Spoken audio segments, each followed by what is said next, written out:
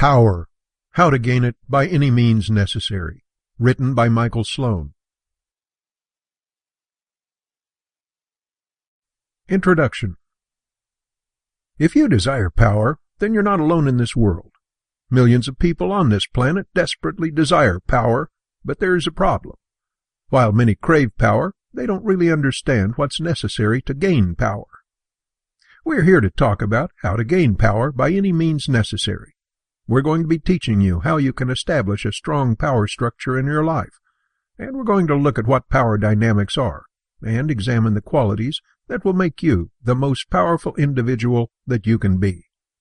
If you've ever been tired of being pushed around or feeling weak, then this is the book for you. The entire purpose of this book is to assist you in becoming the strongest person that you can be. Power comes only through knowledge, focus, and application. Before we get started, it's important for us to take a look at what is the right frame of mind that you need to have in order to become a powerful individual. Being powerful is not simply about being tough, bigger, or stronger than other people. It's not about flexing your muscles or making a lot of noise, and it's definitely not about making other people feel smaller than you. Many times in this world there are people who seek power because they have tendencies to bully others. The reality is that they desire to harm and bully other people mainly because they are insecure about their own selves. Power has become a shelter to many people who are looking to feel safe and secure. This is why you see predominantly sociopathic individuals running the show in a lot of different areas. This is why we see so many corrupt politicians, terrible bosses, and nasty leaders. Truthfully, the world we live in has a tendency to elevate to power those who operate without any moral grounds. We see the nasty, brutish individuals rise to the top, while the good and gentle people are held down. Is this the nature of power? Does power always bring out the worst in people? In reality, power is nothing more than a tool. It's an entirely neutral thing that doesn't have any effect on a person one way or another. The reality is that power is entirely devoid of morality. Power is ultimately decided by the hands of the individual. If you are a good-hearted and kind person, then any power that you obtain will allow you to do even greater things in the world. You do not need to be immoral, wrong, or evil in order to do great things. If you want power, it's within your reach. All you need to do is make a concentrated effort to develop your own self, so that you are sufficiently strong enough to develop power. It has nothing to do with immorality, and has nothing to do with meanness or sociopathic thinking.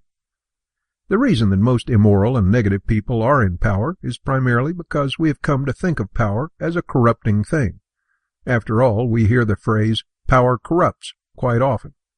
Truthfully, power does not actually corrupt anyone, but it does give the temptation to take shortcuts. There are many quick ways to get power without working for it, such as violence, cruelty, and manipulation. The men and women who are in power today have usually gotten there because of said cruelty. But that's not the only path. There's an honest and bright path that can assist you in reaching absolute power, without you needing to be corrupted by it. It does require a specific kind of mindset, though. It requires a mindset based around the idea of doing what is right, no matter what. What are your intentions for getting power? Are you trying to get power because you want other people to like you more?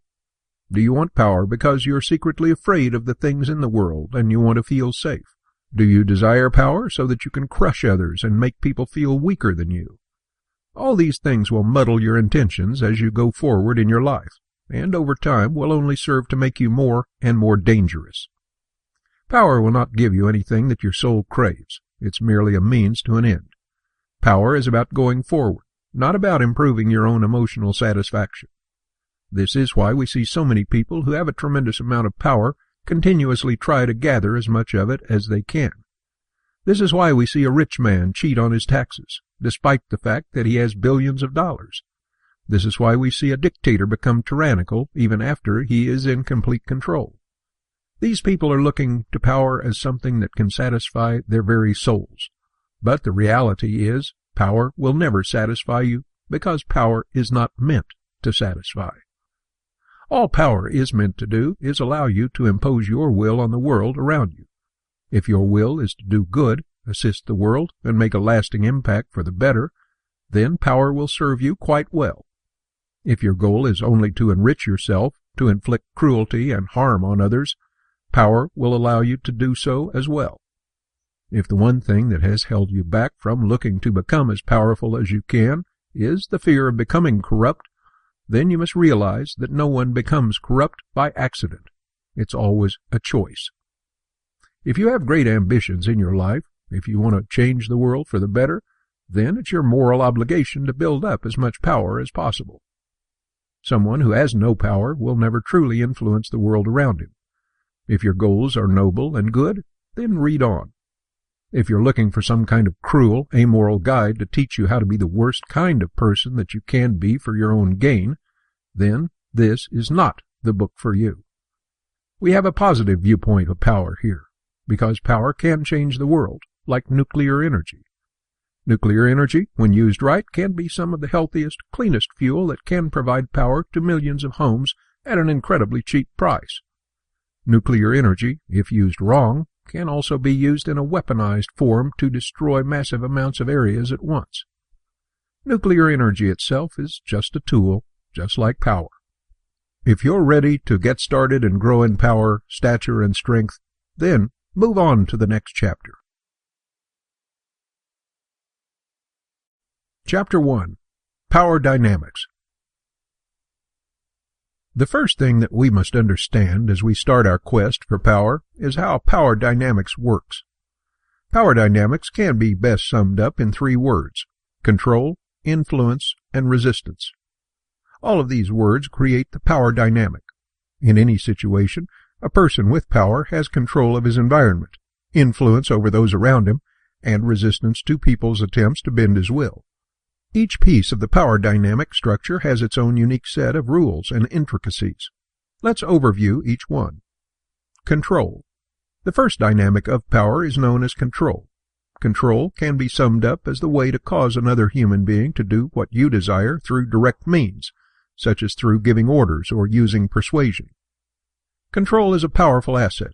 If you take a moment to think about it, you'll see that there are people that have control over you, and there are people that you have some level of control over as well.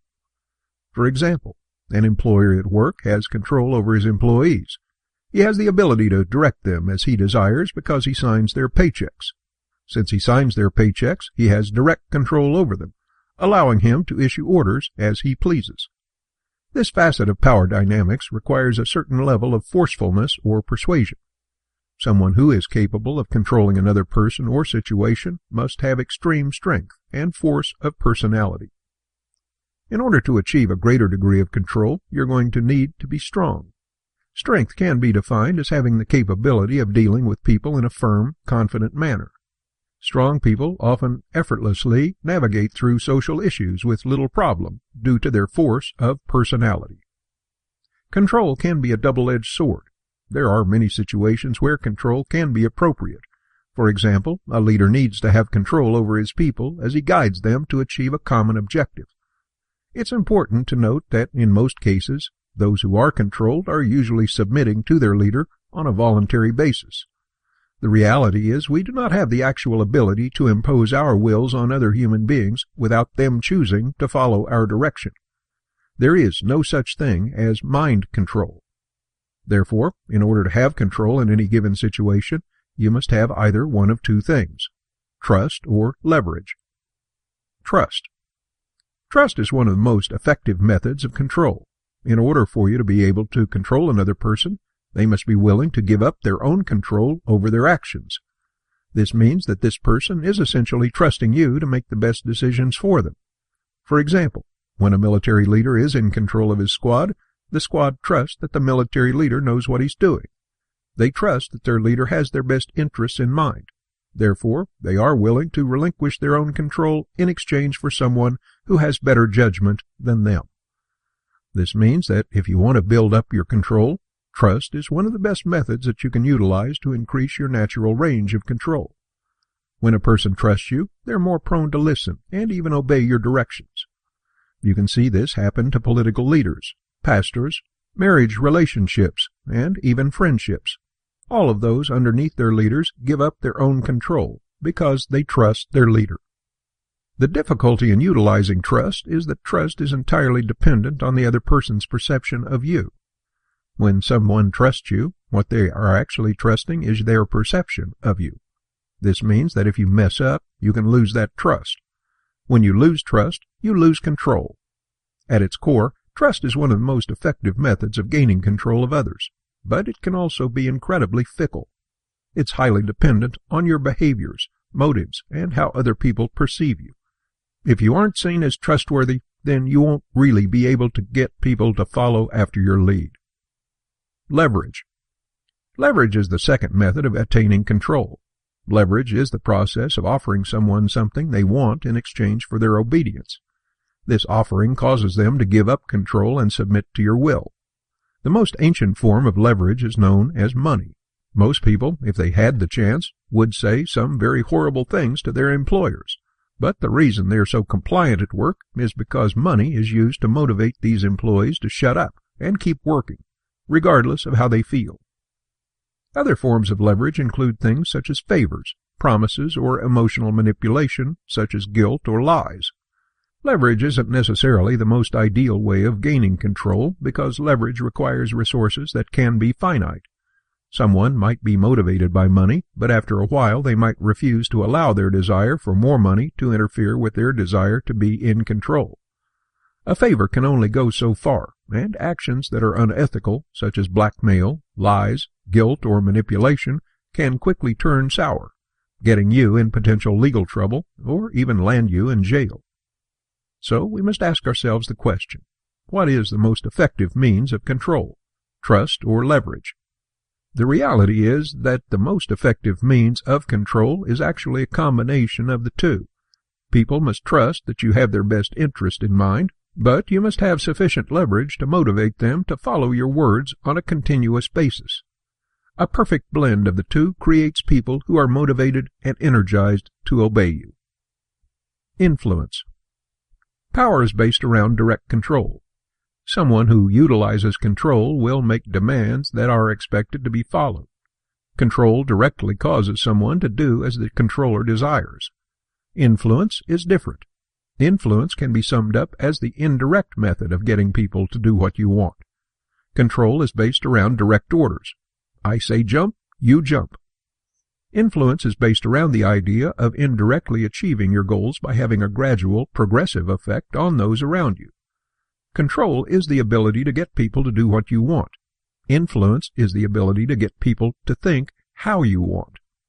Influence is all about getting people to perceive you a specific way and to grow more devoted to you. Influence is far more relational than control. Control is based off of results. Influence is based off of feelings. So, if influence is based off of relationships, then it would go to show that influence is a primary positive experience for other people. When you influence people, it's something that adds value and quality to their lives. When they feel fond of you, you're influencing them. When they prefer to talk to you or do you favors because they like you, that is influence. If you want to build up influence in your life, then you're going to need to learn how to be charismatic. Charisma is one of the most essential things to building up power in your life. It will increase your ability to have influence over those in your life to a much greater degree. Resistance. The final part of the power structure is resistance. This is your ability to resist other people's attempts to take your power or inflict their wills upon you. Everyone has natural levels of resistance in their lives, and those resistances can be overcome by different things. Someone who is exceptionally stubborn and hard-headed might not be easy to influence and control, but someone who is extremely gullible might be very easy to control. Resistance is a defensive measure within the power dynamic. There are many different things that are used to control and influence us, but if we want to be the powerful ones, then we must be in control of ourselves at all times. The key to good resistance is understanding the methods that people will use to control and influence you, and countering them with your own strategies. When combined, these three words, resistance, control, and influence, will create the power dynamics that play a major role in everyone's lives. When we see successful politicians, it's because they have mastered these three words. When we see people who are incredibly successful in the business world, it's because they have a high level of resistance, control, and influence. If you want to become powerful and to gain power at any cost necessary, then you're going to need to gain mastery over these three areas. Not only will you need mastery, you'll also need application. Each word warrants an entire chapter.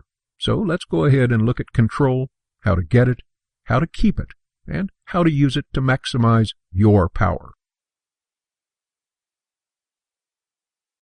Chapter 2. Developing Control. If you want to be in control of your life and control those around you, you must be willing to accept responsibility for the things in your life. Responsibility is a necessity for those who have absolute control over the circumstances and situations that happen in their lives. Someone who is responsible for themselves does not try to pass the buck off onto other people. Responsibility itself is a power. If you're hoping to become powerful, influential, and strong without being responsible for your actions, you're in for a rude awakening. An individual who is in control has mastery over his own self and his own environment. He doesn't seek to blame others. He doesn't try to abdicate his own responsibilities, and he doesn't try to hide from his own failings. Instead, the powerful individual is the one who's willing to take the most amount of charge and own up to the fact that he is responsible for his own life.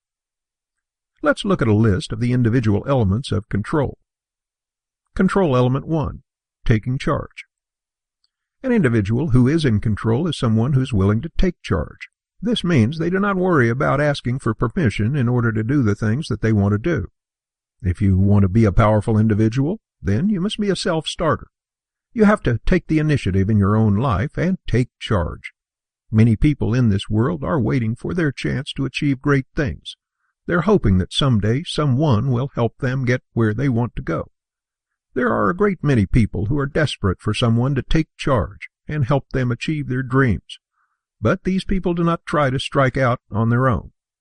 This is why we see many kinds of leaders who are able to take over.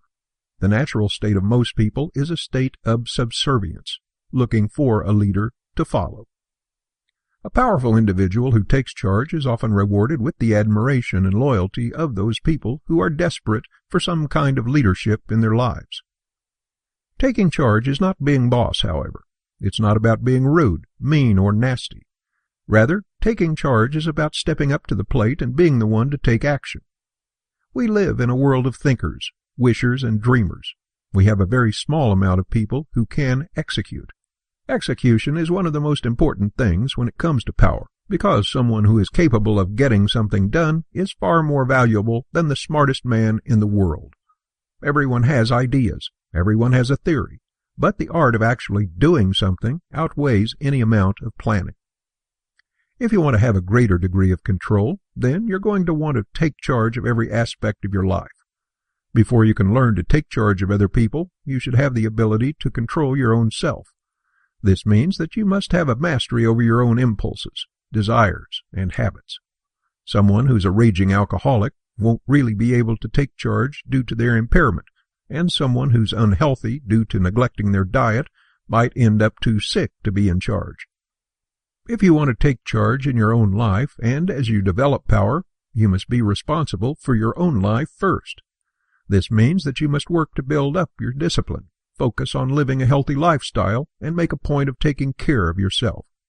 After you have sufficient mastery over your own self, you can authentically take charge in other areas. Control element 2, credibility. We all have that friend who's always talking about how to achieve something great. We might have that family member who always seems to know how to make $1 million. In fact, there are probably people in our lives who constantly have brilliant nuggets of wisdom to teach us. But there is a problem. That problem is that your friend who can tell you exactly what you need to do in order to become rich is actually broke himself. The politician who claims that he's against big business was seen having dinner with a bunch of bankers a couple of weeks ago. The girlfriend who says she's devoted to her boyfriend has been texting 8 other guys every day. The problem is that these people's lives do not back up their words. They have credibility issues. Credibility is the ability to back up what you're saying with reality. A rich man telling you how to be rich is far more credible than a poor man telling you how to become wealthy. If you want to control people in your life, then you have to be perceived as credible. What this means is that you cannot project an image that isn't true. You must be seen as authentic. You must have the ability to back up your words with evidence. People will not follow after a leader if they do not think that he's actually capable of doing the things that he says he wants to achieve. Part of power is creating the image that you are capable of getting important things done. In a way, power is based more on perception than reality. If someone perceives you to be strong, in their mind they will act and behave as if you were strong. This is why credibility is important, because it essentially defines your image. How do we build credibility? By adopting an attitude of doing instead of saying. For example, instead of spending a lot of time talking about your great plan, sharing your brilliant ideas, and talking up your goals, try instead to just do it. People are far more apt to respond to someone who's currently working than someone who's just talking about working. We live in a world where everyone likes to talk about what they're going to do. 5-year plans are extremely important. The future is constantly talked about, and everyone seems to have an attitude focused on the later. Living in a world where people are preoccupied with the future has caused us to develop a level of skepticism when it comes to hearing other people's grand plans. On the other hand, the most credible people are the ones who are getting stuff done right now.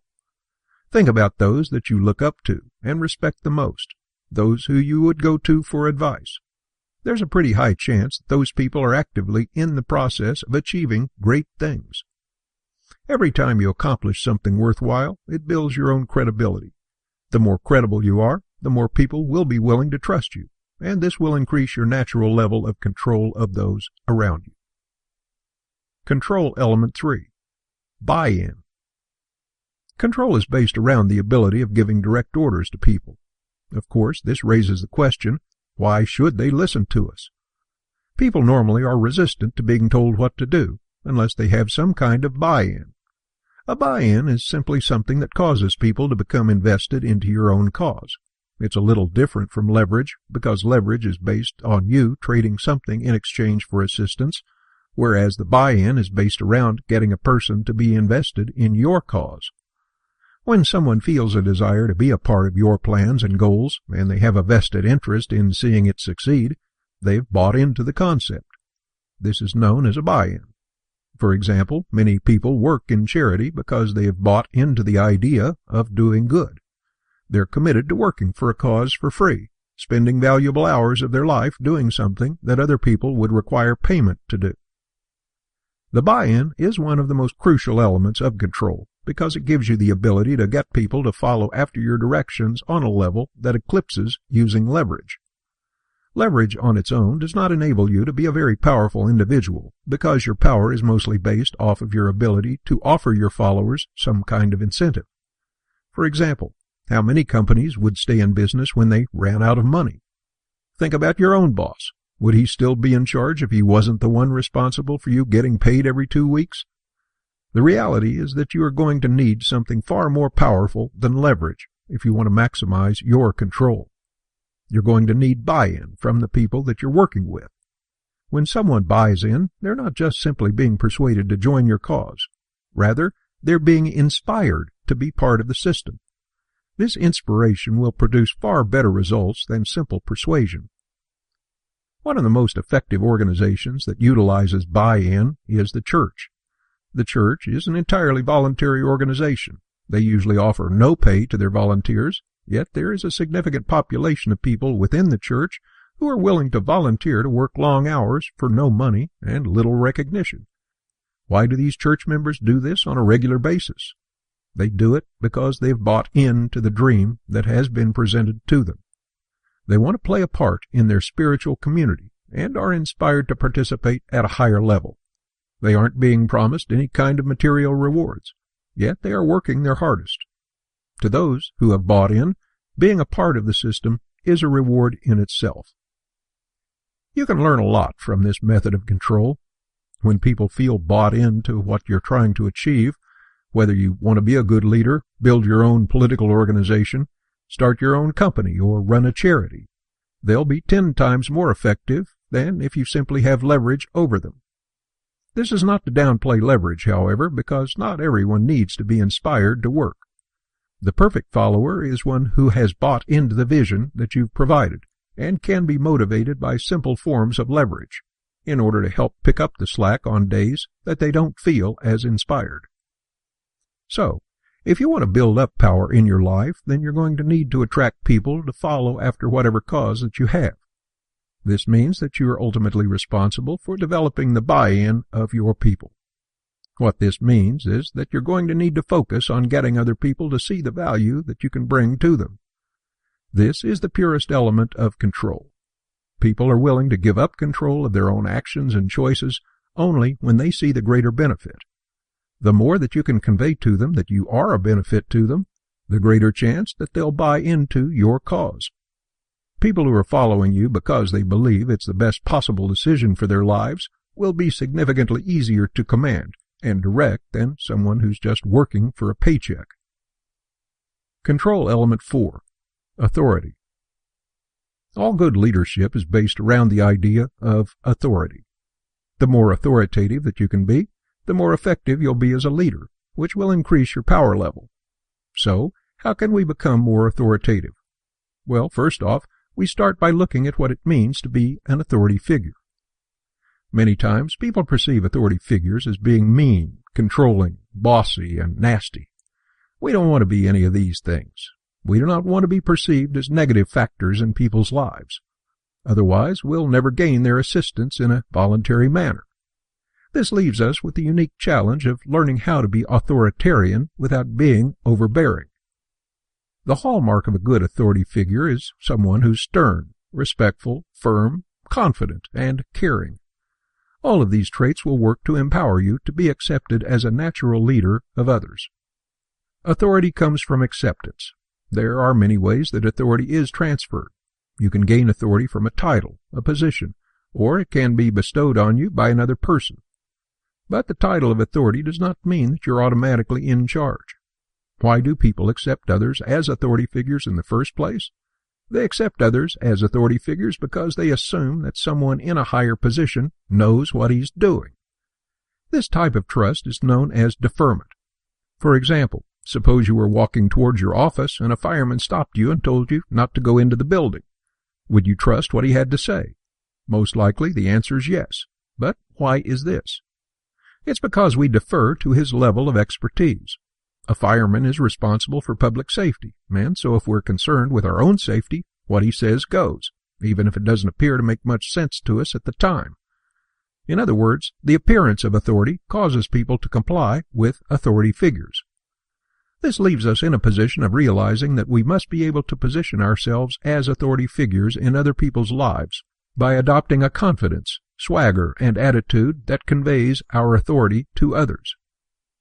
Confidence goes a long ways when it comes to interacting with others. The more confident you are as an individual, the more people perceive you as an authority. Authority primarily comes from perception. If people do not perceive you as an authority figure, even if you are their employer, they'll not treat you as one. Confidence and strength are necessary if you want to become an authoritative individual. Someone who has authority acts without a need for permission. They're decisive, quick, and they focus on achieving their goals without waiting on other people. People follow those who are achieving great things. Everyone is very quick to jump onto the train that looks like it's headed for success.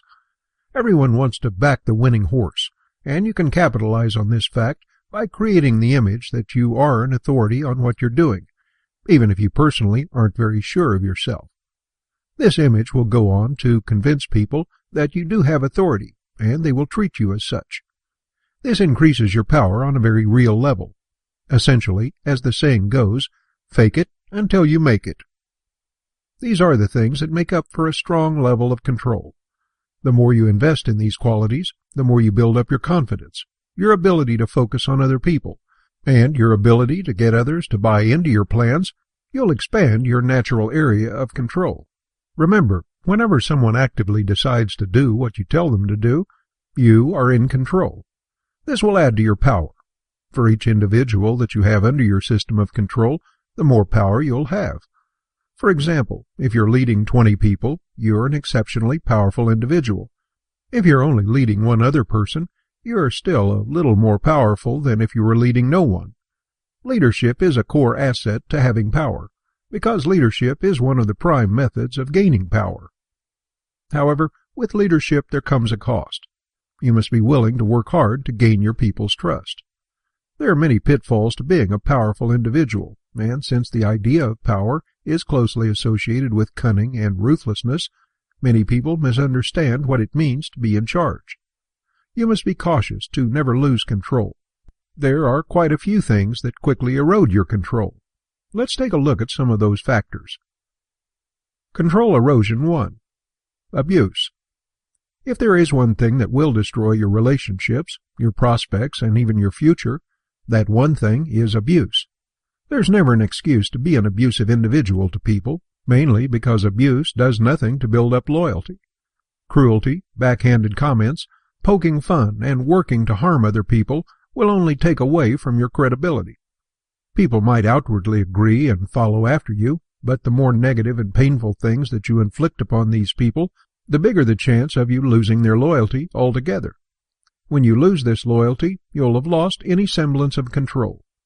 A good leader is stern, disciplining, and strong, but they are not abusive or cruel. There's no reason for you to treat another human being with unkindness, nastiness, or contempt. Control erosion 2. Emotions. If you're prone to being controlled by your emotions, you'll not be able to effectively control the environment around you. A man with a bad temper will quickly lose anything of value that he has worked so hard to build up. Someone who is consumed with excessive guilt or worry might find themselves incapable of effectively building up power because they're too distracted by their own feelings to focus on the big picture. These factors can quickly threaten your ability to be a good leader. Don't make a mistake here. There's no place for getting emotional inside of this power dynamic. When you allow your emotions to control you, you're not going to be able to control anyone else. How can you control your subordinates if you cannot control your own temper? Control erosion 3. Inauthenticity. Believe it or not, most people can smell a hustler a mile away.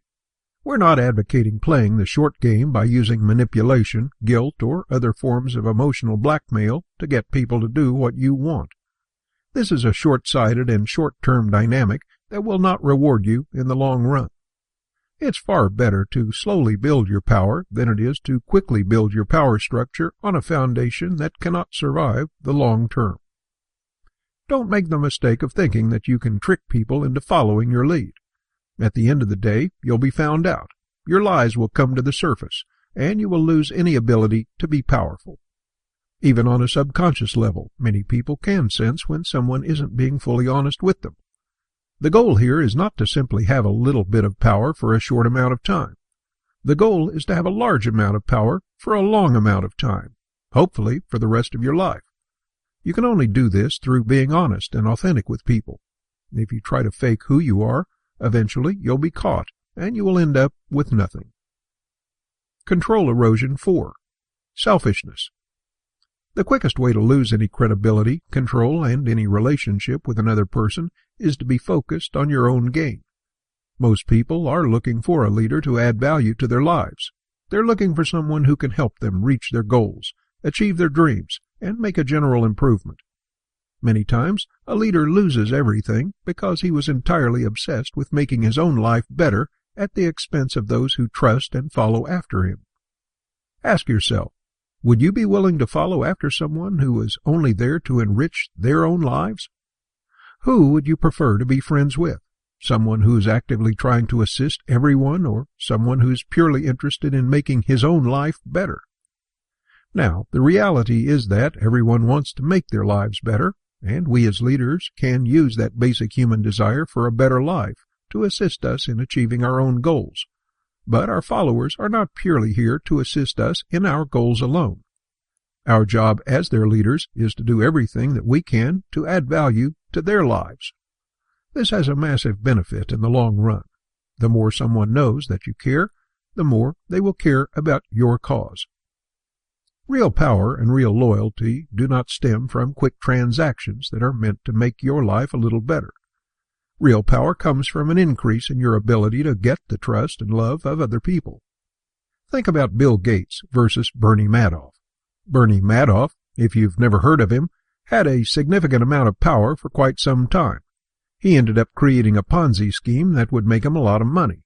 He stole billions of dollars from investors, and for 25 years he was running the largest Ponzi scheme that had ever happened.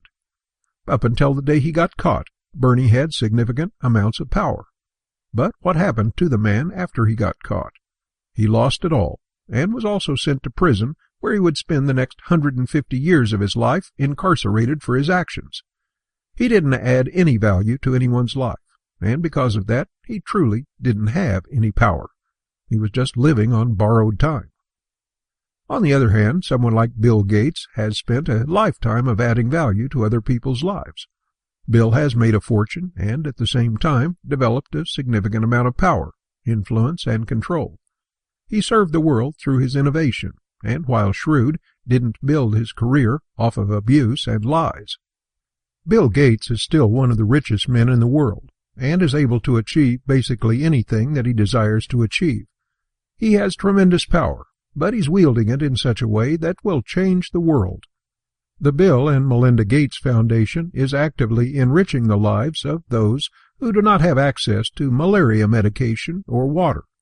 Their work to stop the AIDS epidemic continues to make strides, and their leadership only continues to build up power and create a loyalty that money cannot buy. If money could buy true loyalty and admiration, then Bernie Madoff wouldn't be rotting in prison. If you want to become powerful, then you must abandon your selfish desires. Of course, there's nothing wrong with wanting to enhance your own life, but exploitation of other human beings should be strictly off limits. Everyone should be able to win under your leadership. A win-win scenario is the best kind of situation, because this creates long-lasting relationships and people who are deeply loyal to you. Control erosion 5. Laziness. One of the things that will quickly destroy your ability to control the world around you is laziness. Many times someone reaches the top, they attain a great level of power and control, and then they stop. They simply give up, thinking that they're done. They don't bother to maintain their controls. They don't enforce discipline amongst their followers, and they certainly don't pay attention to the world around them. In the long run, this will only erode your own abilities to get stuff done. The temptation to be lazy is extremely powerful, especially after you've worked so hard to achieve great things. But laziness will quickly erode all the work that you've done. You must continuously work to keep all of your followers in check, your contacts strong, and focus only on achieving the very best. As Benjamin Franklin once said, there is plenty of time for rest when you're dead. Control plays one of the most pivotal parts in developing power, but it does not end there. If you want to continue growing in power, then you must be more than controlling. You must also be influential. Let's move on to the next chapter, where we're going to learn how to become the most influential people that we can be. Chapter 3. Building Influence. Influence is not something that you own. It's not something that you buy. Rather, influence is something that you consciously create and develop. There are many different ways you can influence a person, but one of the most effective methods of influence is to indirectly affect others by the way you talk, walk, and present yourself. We build influence with people through our personal relationships and connections. While control is about directly commanding people to do things, influence is more about getting people to respect, admire, and adore you. You'll find that the more people who care about you and your goals, the wider range of influence you will have. Influence is a tricky thing to develop, as we often like to think that we are influential when the reality is our impact might be minimal at best. For example, a man who is quite wealthy would like to think that he's influential, but the reality is that he just simply has a large amount of leverage that will assist him in getting people to do what he wants. While money can certainly play a role in people's lives, it's not the provider of real influence. So, what provides influence? Well, we can break down influence into a bunch of different things that directly contribute to how other people view you. Perception is one of the most important parts of influence. When people perceive you favorably, you have influence over them. Influence is more about getting others to see things your way and to act on your behalf without any direct orders or control, so it entirely relies on how other people view you. Influence cannot be bought, but it can be developed. Oftentimes, people mistake money for being a prime source of influence, but truthfully, whenever you purchase influence, you're really just trading dollars for temporary influence. Someone who buys everyone at the bar a round of drinks will have friends, until the drinks run out. The more influential you are, the more you can see people acting on your behalf, without you even telling them to. This is a kind of loyalty that cannot be bought, but it can be developed. Let's go ahead and take a look at all the traits that create an influential person. There are 3 areas of influence that you can develop for your personal area of influence: charisma, appearance, and vision. When you combine all of these values together, you get influence. So if you want to grow in your ability to be influential, then you're going to need to grow in each of these 3 areas. Let's look at each one in detail. Charisma. Charisma can be best defined as your force of personality. A lot of people think charisma is just mere likability, but the reality is that charisma goes far deeper than that. Most of the time, likability has very little to do with charisma. Likability is a very important part of being charismatic. People who aren't likable will have very little influence in life, but likability is not the only part of the charisma equation. You need much more than just likability to be truly charismatic.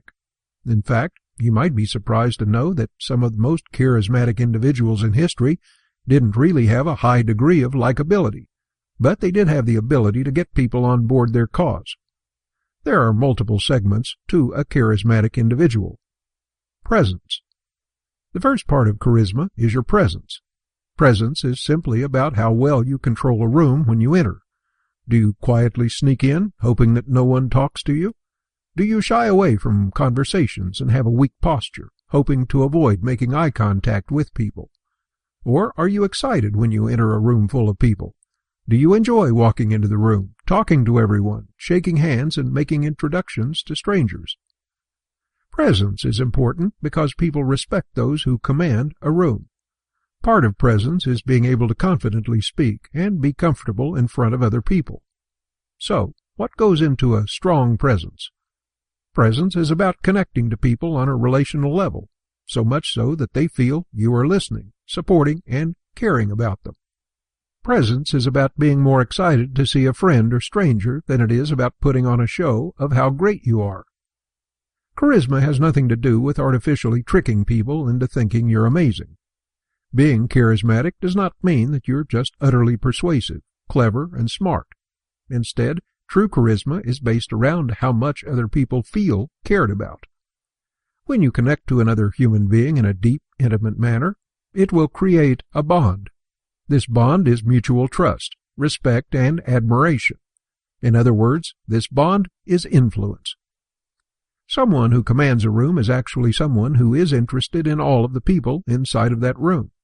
In fact, the charismatic individual is more interested in talking, caring, listening, and sharing with others. Someone who comes in and slinks off to the side indicates to the rest of the room that they don't really care. Refusal to talk to others, even if it's due to nervousness, often is seen as selfishness and affects you adversely. It doesn't matter that you very well could be nervous, shy, or not feeling like talking, because if people perceive you as selfish or as a coward, it becomes a reality to them. Remember, perception is reality. This leaves us at a crossroads. It puts us in the position of having to change our behavior in order to convey a certain image to others. We have to be far more interested in other people than ourselves. Someone who's looking to build real power and real influence has to care far more about others than his own self. This will change how you interact with a room as a whole and will increase your presence. So, what if you lack a strong presence? What do you need to do at this point? Well, the first step would be to learn how to enter a room properly. First impressions are extremely important, and you really only have one chance to impress people, and there are very few things that are more impressive than entering a room with grace and substance. The first step is to enter the room with a good posture. You need to be standing up straight, with an arched back and broad chest. Keep your arms at your sides, letting them hang naturally, and keep your chin up. Make sure to smile wide, and try to keep yourself as physically open as possible. When someone sees a closed-off person, it conveys a hostility to them. Smile wide, breathe easy, and try to make eye contact with everyone that you come across. Enter the room and immediately take notice of everyone who is in the room. Then slowly go up to each person that you know and, one by one, shake their hand or hug, acknowledge them, talk to them for a little bit, and move on to the next person. Express enthusiasm and care about each individual. Then move on. If you don't know a specific individual, make a point to introduce yourself or ask a mutual friend to introduce you to.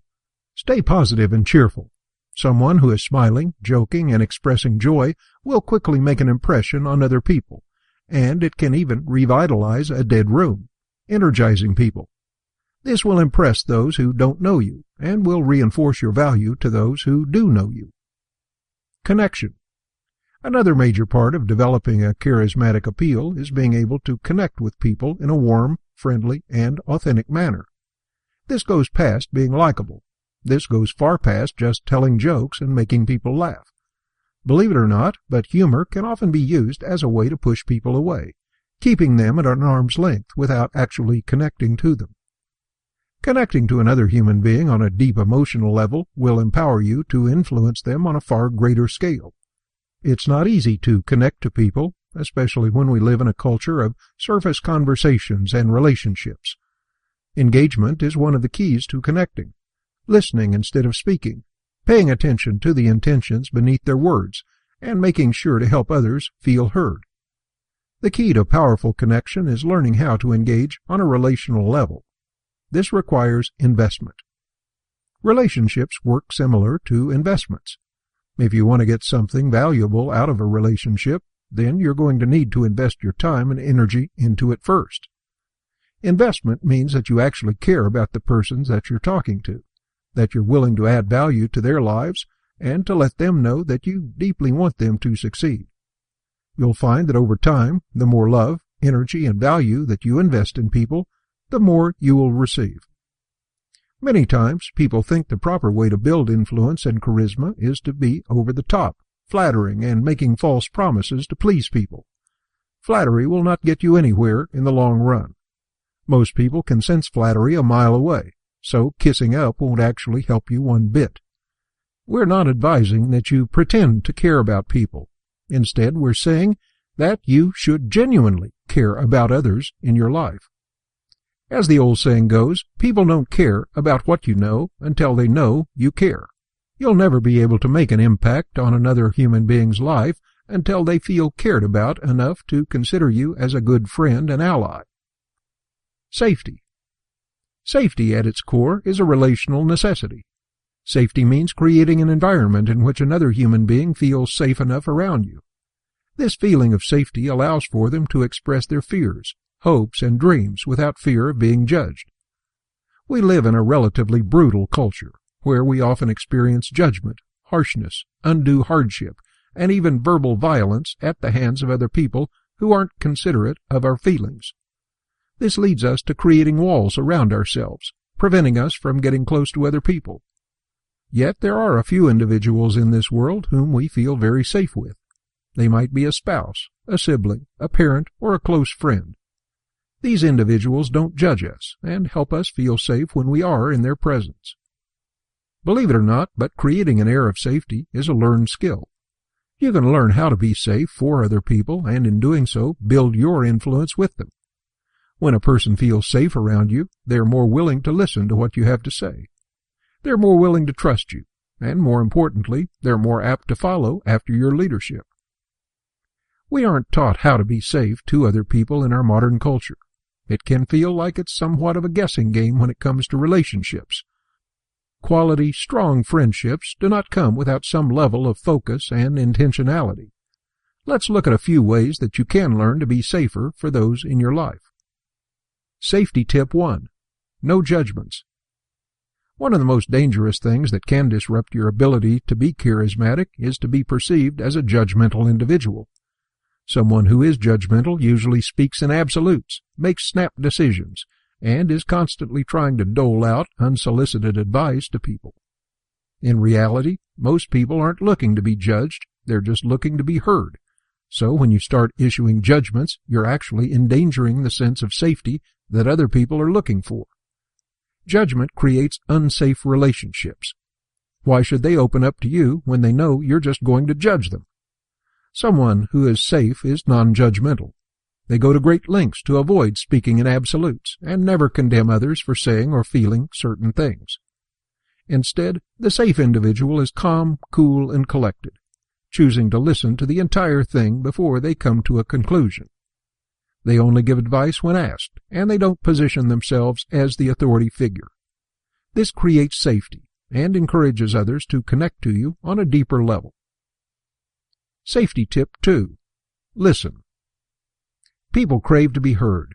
Just look at the psychology and psychiatry industry. The counselor profession is one of the most popular professions out there right now because there are millions of people in this world who are just desperate to be heard. In fact, people are willing to pay a few $100s a month just so that they can be listened to and receive valuable advice. What's fascinating is that while many counselors and psychologists are able to add a great amount of quality to a person's life, the mere fact that a person is able to talk out their feelings on a regular basis with someone who's trained to listen usually leads to significant improvement, regardless of the advice given. This indicates that we, as people, desire to be heard, so much so that when we are able to be heard well, our mental health begins to improve. Yet, what happens in our relationships when we start talking about our feelings, problems, and how bad we feel? People are quick to give advice, but they're slow to listen. Usually, when a person is expressing their feelings, they don't want to be fixed. They just want to be heard. You can learn to become exceptionally safe for another person by focusing on listening to what they have to say, instead of just trying to advise them. Men tend to struggle with this little more than women. Men have a tendency and a desire to fix things, so when they hear a problem, they just simply give a solution as opposed to considering the other party's feelings. This tends to make those who are expressing themselves feel as if they aren't being listened to, as if they aren't being heard. This shuts them down and turns them off from wanting to connect to you on a relational level. Listening fully and only giving advice when requested to give advice is the best policy when it comes to fostering safety in a relationship. The more you listen, the more you're able to make an impact on other lives. When you combine safety, connection, and presence, you're creating the perfect charismatic appeal. This will allow you to relationally affect other people in such a way that will leave them with a very positive view of you. This enables you to have a greater degree of power over them, not through callous manipulation, but through creating inspiration in them. This inspiration will lead to a greater degree of influence that will increase their love and devotion towards you. Let's look at the next part of influence, how you look. Appearance. They say, don't judge a book by a cover. But why is it that marketing companies dedicate millions of dollars to creating the perfect visual brands that will convince people to read a book, go see a movie, or buy a product? The reality is that we as humans are very visual creatures, and as such we tend to be judgmental of how other people walk, talk, and look. We make judgments based on appearances, whether we like it or not. Now, it is immoral to judge someone for how they look. Just because someone is wearing a nice Armani suit doesn't mean that they're a good person, and just because someone is dressed in rags doesn't mean they aren't a wonderful person. Despite this fact, however, our natural inclination to judge based on appearances doesn't really change at all. A man wearing chains and a biker jacket looks far more menacing than a young man wearing a business suit.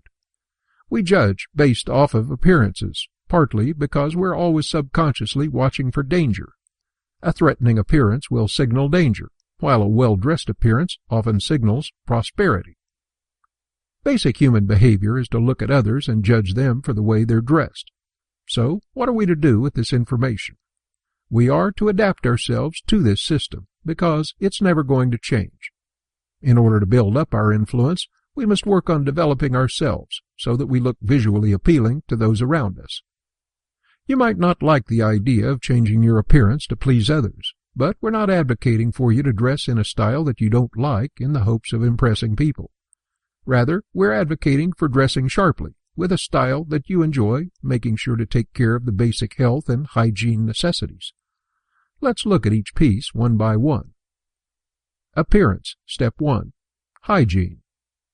Hygiene is potentially one of the most important things in your life as an individual.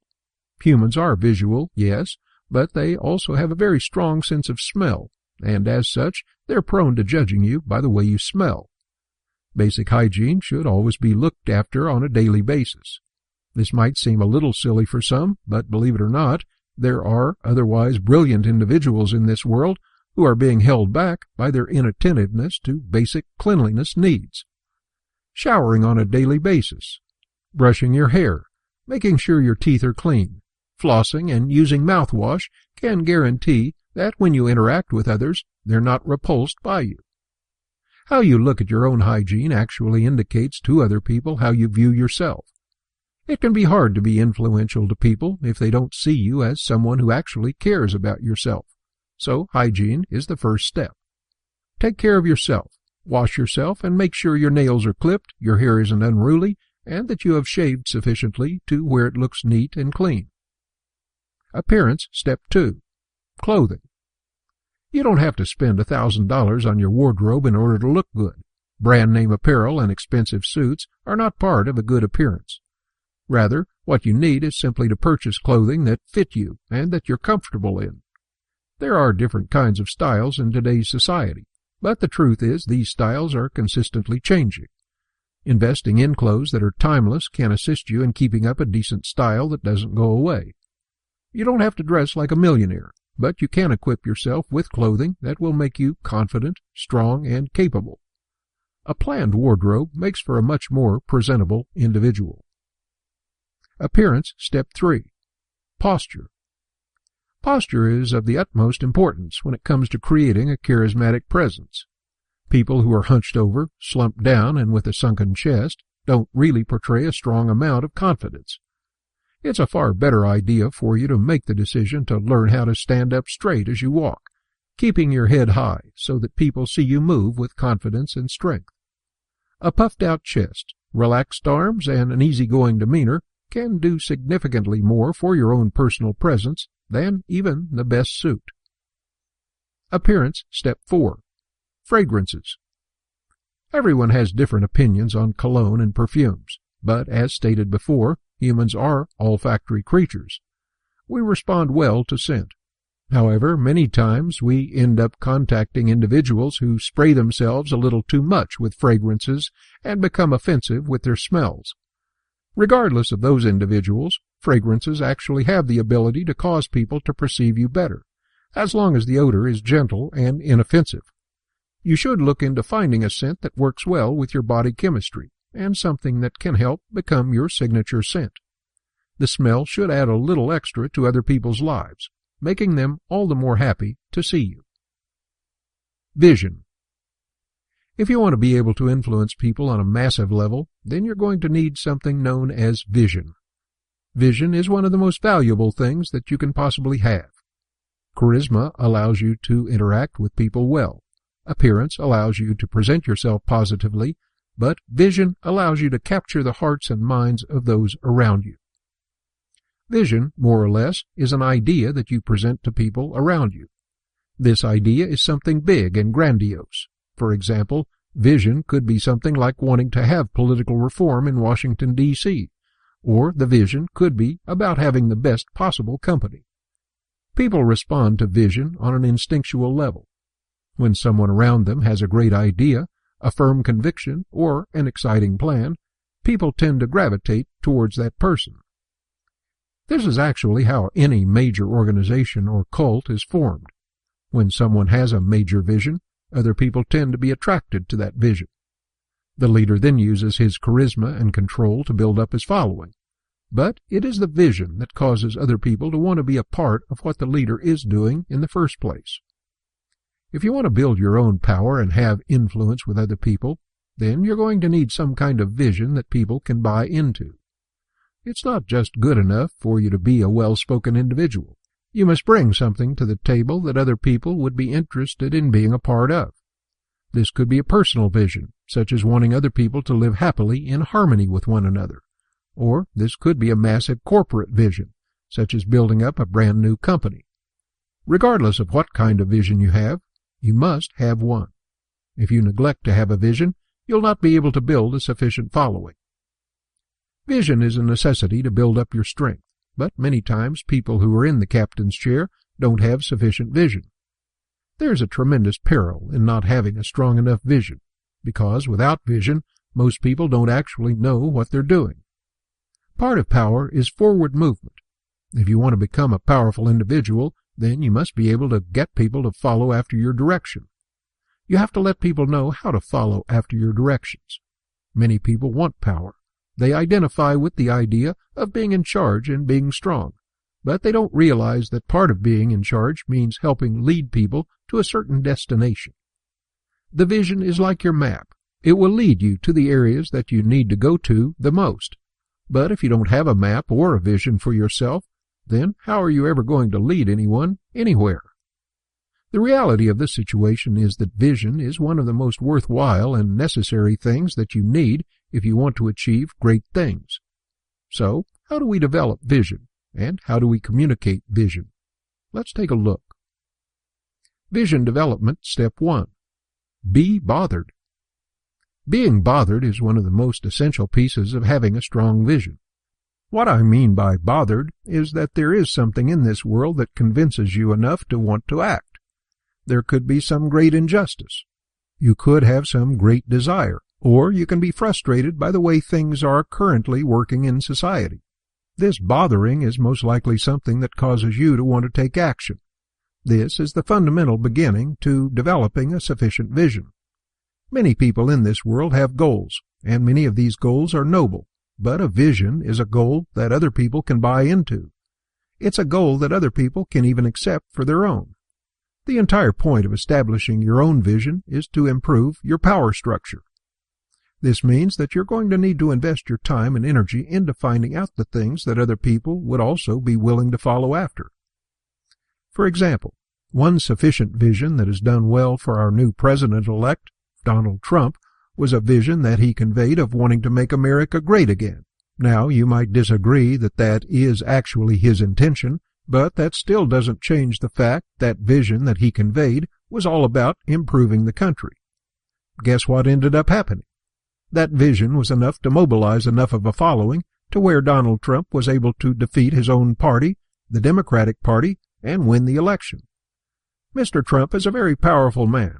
He's a powerful man because he was able to sufficiently convey his vision. Vision step 2. Apply your vision. It's not good enough to simply have an idea. If you want to get people to follow you, they need to see that you are actually moving toward your vision. We live in a nation of dreamers, and people who are just hoping that something important will come along. Guess what? You can be that important thing that comes along. When you are actively living out your vision, other people take notice, and this will build up your influence with them. Someone who is moving intensely in a direction can quickly appear appealing to others who don't have direction in their own lives. Everyone wants to get on board a train that's already moving. Vision step 3. Invite people into your vision. Once you manage to design a vision that is sufficiently able to motivate you and those around you, it just comes down to a place of inviting people into your vision. This naturally expands your influence and gives you people who are interested in being a part of something bigger than themselves. The best way to invite people into your vision is to convey to them what it is that you're trying to do, and then explain what your vision can do for them. Many times, people make the mistake of thinking that money is sufficiently strong enough to motivate a person into buying into a vision. This couldn't be further from the truth. The only thing that will get someone on board with your vision is for the individual to see themselves as a part of the vision and identify with it. So, this means that, as you speak to these individuals, you need to convey to them in a manner that will appeal to them directly. For example, let's suppose you're trying to start a new company and you need some top talent. Since you won't be able to pay the talent at a competitive rate since you're just starting out, you're going to need some kind of greater level of appeal to get them on board. An influencer is able to see which things would motivate each person when he talks to them. For example, if you need a star programmer for making a computer program, you might appeal to his desire to be in charge. You would put everything through that lens and convey to him your vision of allowing employees to work free of frustrations and micromanagement. If you were trying to get someone who is more interested in customer service and helping people, you might explain how your company is trying to meet a need, how the need isn't currently being met, and how you and your company can actually change the world by meeting this need. It's the same vision communicated both ways. However, you will communicate different aspects of the vision depending on the specific person you're talking to. This will help add more people on board to your vision. The more people that you get, the more powerful you will become. Influence is one of the most important parts of being able to build up your power structure. The more influence you have with people, the more people will be apt to think and do as you desire. Remember, influence works for you even when you're not around, as opposed to control, which requires you to be directly giving out orders. The more influence you have, the more indirectly you're able to get people to assist you in your desired goals. Chapter 4. Resistance and Power Dynamics. So, it's now time for us to talk about power dynamics and resistance. Resistance is simply the art of resisting other people's control. If you're in this game to get as much power as you want, then you must realize that there are other people in the world who are trying to get power as well. These individuals might have a desire to get power over you, and will use many different control techniques to try and gain control over you. If you want to become a very powerful individual, then you must have a strong level of resistance, for resistance is the thing that will protect you from other people trying to impose their wills on you. Now, the most fundamental truth that exists is that you can't actually directly control other human beings. However, you can do things that will cause a person to feel like they don't have any choice in their actions. These techniques are usually unethical, immoral, and, worst of all, damaging to a relationship. But many times we're exposed to these kinds of control techniques by those who desire power at all costs. We're going to talk about how to effectively resist those who are trying to inflict their own control on you, and learn all of the techniques that are used to hold other people down. The best way to fight against any kind of control is to understand how it works, so that you can see it coming. Let's take a look at a few primary methods of control that can be used against you. Control Method 1. Leverage. As talked about before, leverage often has a lot of value, but there are times in our lives when we are forced to deal with someone who's trying to leverage over us despite the fact that we don't want to give in to what they want. The most common situation where leverage is applied to control us is in the workplace.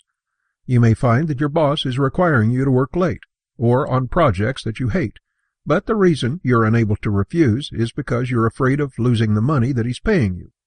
This means that he has leverage over you, which prevents you from actually doing what you want.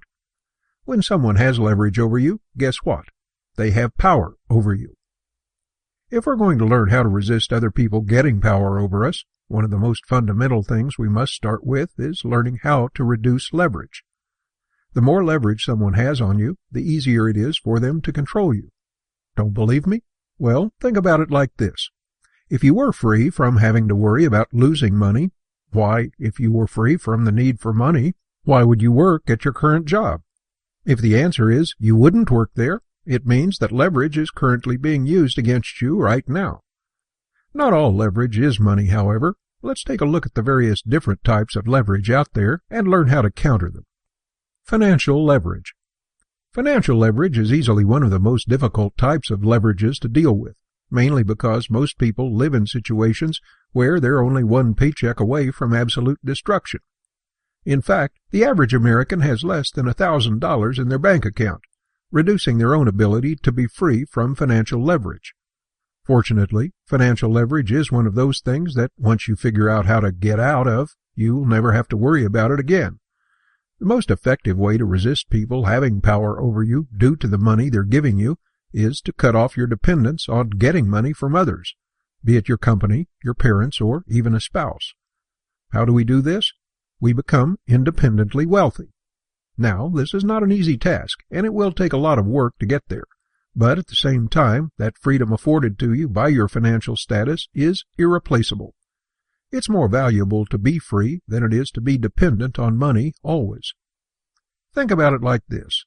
Money makes the world go round, and if you don't have it, you're going to be spending the rest of your life trying to get it. So, making the decision to focus on becoming independently wealthy is a necessity when it comes to being powerful. Now, it's not easy at all. We would never suggest that with a lightheartedness, saying that it will be simple. In fact, in all your attempts to grow more powerful, becoming financially independent is probably one of the hardest ones. But it starts with the desire. It starts with the realization that if you do not get free from your money, if you're still dependent on other people to stay financially solvent, you will never have the kind of power that you want. Could you imagine what Bill Gates' life would look like if he had to worry about getting a paycheck? Could you imagine what your life would be like if you didn't have to worry about where your next paycheck is coming from? Finding a financial solution is beyond the scope of this book, but there are many books out there that talk about how to make money online. There are even some great books about how to make money while you sleep. The reality is that you have the potential to make as much as you like, but we often live in a world that tries to convince us that we can't. Discouragement.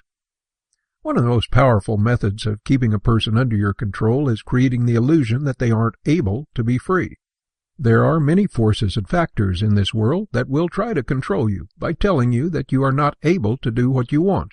There are thousands, if not millions, of jaded individuals in this world who believe that they are limited, and they use discouragement to keep other people in misery. They utilize what power they have to try and discourage others from changing.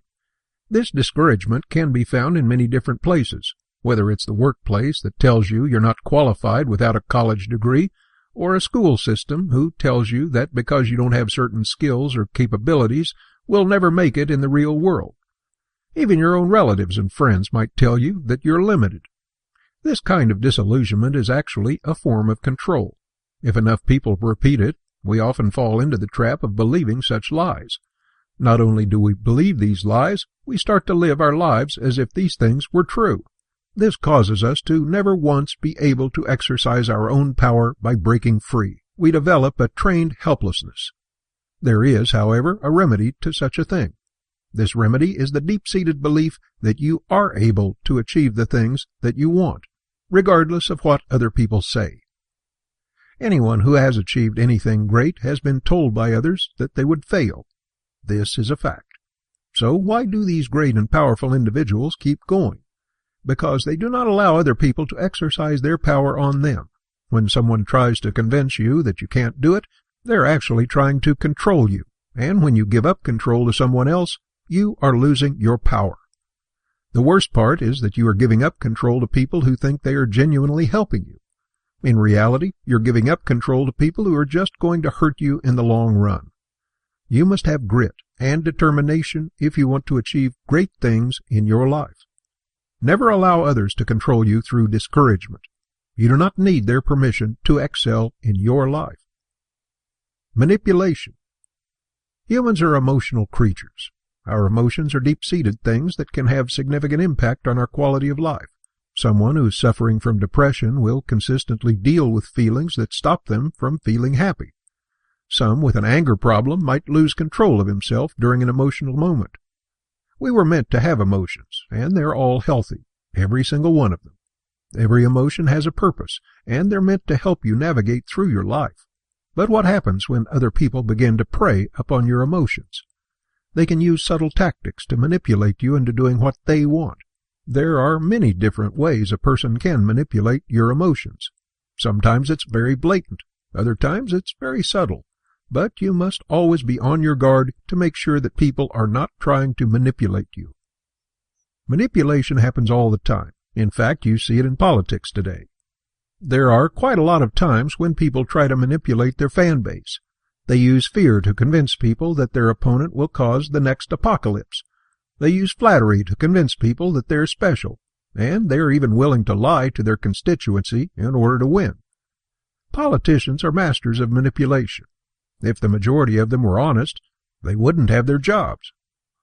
The styles and methods of manipulation that exist are endless, but they all rely on one and only one key factor. These types of manipulation rely on controlling you with your emotions.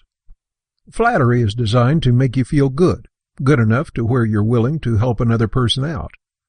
This makes flattery nothing more than a pure power dynamic, with someone exercising control without acting hostile towards you. A kind word can get someone to act against their own will through the use of flattery. Appeals to fear usually manipulate people into acting quickly, something that is just another type of control.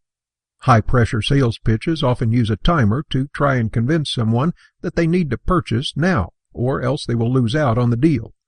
The human nature that fears missing out pushes a person to make a purchase before they really consider the situation at hand. Fear is often used to manipulate people into making purchases. Of all the different types of emotional manipulation that exist, perhaps one of the strongest ones is guilt. Guilt pushes a person to do things in order to avoid feeling bad. This is just another method of control. However, unlike most other methods which are usually direct, guilt is an indirect method of control. What this means is that people who make you feel guilty hide their intentions in their language. Instead, they adapt to language, opinions, and viewpoints to quietly foster guilt on top of you. For example, if a parent called their adult child up and said, "You never talk to me anymore," that's a statement that creates guilt. It's also indirect, because it's not directly addressing the problem. Rather, it's just conveying to the individual that they should feel bad for what their behavior has been. Guilt can be an extremely effective motivator for people. Most folks would do anything they could to avoid feeling guilty for their actions. This often prevents conflict, even when it would be healthy. Fear, guilt, and flattery. These are the three most common emotional tactics used to control you. If you want to develop a strong resistance, then you need to be able to recognize when these emotions are being caused in you by other people. Those who try to flatter, guilt you, or cause you to feel afraid must be resisted at all costs. This means that you must make a sacred pledge that you must never make a decision out of fear, guilt, or because someone is appealing to your ego. Instead, let your emotions stay in check, never allowing them to overrule your own reasoning abilities. Control Method 2. Obligation. The most insidious method of control that exists in this world today is a method known as obligation. It normally starts like this. Someone does something nice for you. You are thankful for it and go about your life. A little bit later, they have a request for you. You're unable to comply with the request and refuse. They then throw the favor they did for you in your face and act like you owe them because they did something nice for you. This is nothing more than a control method designed to take advantage of you. They're trying to use obligation to get what they want from you. Obligation usually tends to run rampant in most circles such as your company, family, or even in friendships. Phrases like, "You owe me," "You should want to do this," or, "If you cared about the company, you'd do this," all come from a sense of obligation. Obligation will often be used when you least expect it, or it can be used to try and convince you to do something against your will. You're not required to do what other people tell you to do just because they feel like you owe them. The reality is that unless you explicitly made an agreement, such as a trade of favors, you don't owe anyone anything. Anyone who tries to convince you that you do owe them is simply trying to manipulate you. Even if you've been friends with someone for a long time, you still don't owe your relationships anything. It's a poor friend who would try to convince you to do something against your will on the basis that you owe them. Of course, this doesn't stop a great many people from trying to exercise that sense of obligation. Worse, when you refuse to follow their petulant demands, they'll usually try to use some sort of guilt in order to manipulate you. You don't owe anyone anything, and you never will. End of story. Control method 3. Forcefulness. Sometimes you might deal with people who are trying to control you through direct use of force. They might try to threaten you, push you, yell at you, or just simply demand that you comply with them. In other words, they're trying to bully you. A powerful individual refuses to allow himself to be bullied by his opponents. It can be hard when someone bullies you because you might feel your temper rise, and as your temper begins to rise, you might feel a desire to lash out. This also causes you to lose control because your emotions are directly interfering with your ability to think. At the same time, your opponent will take advantage of you in your emotional state and try to push you even harder, causing you to do or say things that you don't necessarily mean. This can then lead you to ending up in a situation where you have to do what they say in order to make amends, or to avoid things such as prosecution or punishment from your company. The trick to dealing with people who are bullying you is to simply come to a realization that they have no power outside of their words. Any threat, any forcefulness, or name-calling can't actually affect you, as long as you're not willing to allow it to bother you. Don't fall into the trap of feeling that just because someone is trying to scare you, that they're somehow capable of actually acting out on their threat.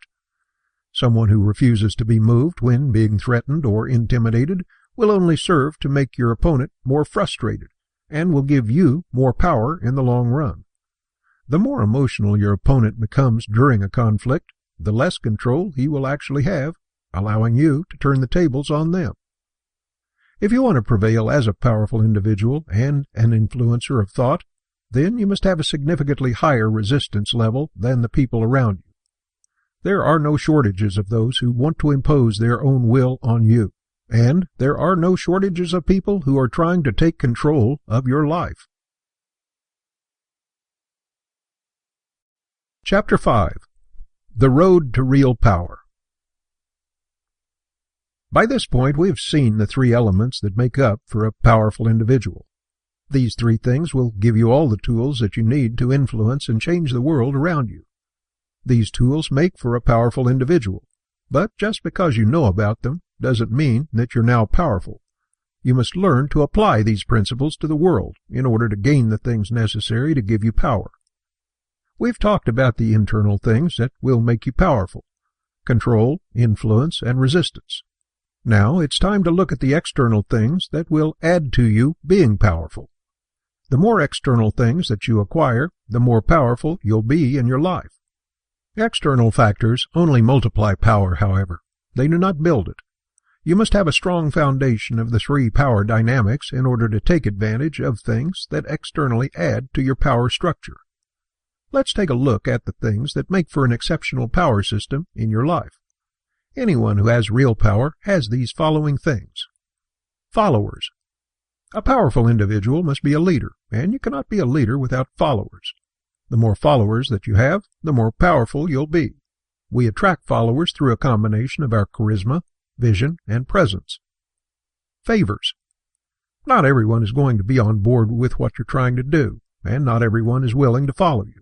But there are a great many people in this world who are willing to trade you their assistance in the form of favors. The more favors that you have, the more influence you can have on the world around you. Favors are essentially like a kind of currency, except this currency can often do things money can't do. Platform. If you want to be powerful, then you're going to need some kind of platform that you can communicate to the world through. A platform is a place where people can hear your thoughts and ideas. A platform would be something like a website, a blog, social media forum, or even a company. There are many different kinds of platforms that exist, and we're going to look at how you can set up a platform that will serve your goals. We've talked before about the value of money, and while we're not a financial advice book, it's still worth noting that money is also one of the most significant factors of external power that you can have. The reality is that money equals opportunity. The more money you have, the more things that you can do, the more education you can get, the more people you can hire, and the freer you'll be. When you are a wealthy individual, people are more prone to respect your opinion. They're more prone to listen to what you have to say, and it gives you a certain amount of credibility. Money makes the world go round, and while there are so many people in this world who emphasize that money has no real importance to this world, The truth is that money gets stuff done. You can't have a large degree of power without financial assistance. So your first real test of building up your power is to make as much money as you can. This means that you should spend time growing in education on how to gain more money. You should focus on learning how to make money through any means necessary. There are virtually limitless ways that you can make money online, either through investing in the stock market, learning how affiliate marketing works, or even selling ebooks. The road to external power is a long one, so let's get started by examining how you can attain each factor that we've listed so far, starting with gaining a following. Chapter 6. Building your following. One of the strongest indicators of power that you can possibly have is a large following of people. But followers do not appear suddenly. They do not show up uninvited, and you must learn how to attract a sufficient following. We are going to be discussing how you can build up that following, how you can cultivate it, and how you can put your loyal followers to use. Building the following. The first step to being a sufficiently powerful leader is to attract followers. A follower is more than someone who's interested in what you're doing. Rather, they're someone who has bought into you as a person, or bought into your cause. A follower is someone that you can trust, that you can tell what to do, and know that they'll do it to the best of their ability. There are many different types of people in this world, and the best kinds of followers are the ones that you are comfortable working with. If you want to build a following, you first need to know what makes for a good follower. Let's look at all the traits of a good follower. Follower trait 1. Honest. If you're going to become a powerful individual, then you must at all times be willing to grow and improve yourself. You must always be looking for that tactical edge to improve, and you must always be searching for ways to get better in your life. A lot of people surround themselves with followers who are not honest. These followers are usually known as yes men. Yes men are damaging and destructive to you as a person because they are only looking to flatter and to agree with you. You need people in your life who are honest with you and capable of telling the truth, even if it's a truth that you might not necessarily like. A good follower is someone who's honest enough to where you know that they will not mince words. Don't make the mistake of thinking that criticism is a bad thing. When criticism comes from a follower, it's usually meant to improve you in some way. Don't get a following of people who will just stroke your ego. It would be a tremendous waste of a resource to do that. Instead, look for people who can tell it like it is, for these people are the ones who will look out for you in the long run. Follower trait 2. Skilled. A good follower is someone who is competent and skilled with what they do. They're capable in their respective fields. They may have a variety of skills that make them desirable and useful to you. It's not callous to look at all the relationships in your life and see which people in your life have skills that you can utilize for your own gain. It's pragmatic to consider what your followers can bring to the table before you take them aboard your organization. There are many different skills that you need as a leader, but you might not necessarily have them all. This is why you need to find good followers who have those skills. Of course, you should never turn away someone who wants to be a part of your cause just because they don't necessarily have the skills that you're looking for. But when it comes to looking to find people to persuade to join your cause, you're going to want to find followers who are competent, skilled, and capable in every area of that field that you're looking for. Look for the best. Follower trait 3. Trustworthy. A follower is someone that you're going to depend on most of the time to achieve your goals. They're more or less an extension of your will. What this means is that you must implicitly trust your follower to do well for you. A follower that you cannot trust is bad business, because then how would you ever be able to exercise your authority over them? You must be able to trust your followers just as much as you want them to be able to trust you. Many leaders have followers, but they don't trust them, and they waste a fantastic resource by holding their people back. Don't make this mistake. If you don't trust someone, don't let them join your following. It's as simple as that. Follower trait 4. Virtuous. One thing that you definitely need out of a good follower is to ensure that they're people of virtue and good character. Be cautious that you do not just accept anyone who desires to follow after you. There are many in this world who have great ambitions, and their ambitions can lead them to unethical behavior. You must make sure that those who are underneath your leadership are virtuous people, because when someone acts on your behalf, they're representing you. This can lead to a danger when someone who is representing you or your organization causes trouble. It looks badly on you because they are underneath your banner. This can be seen most prevalently in politics. A major political figure gets caught doing something bad, and all of his friends go down with him because they are guilty by association.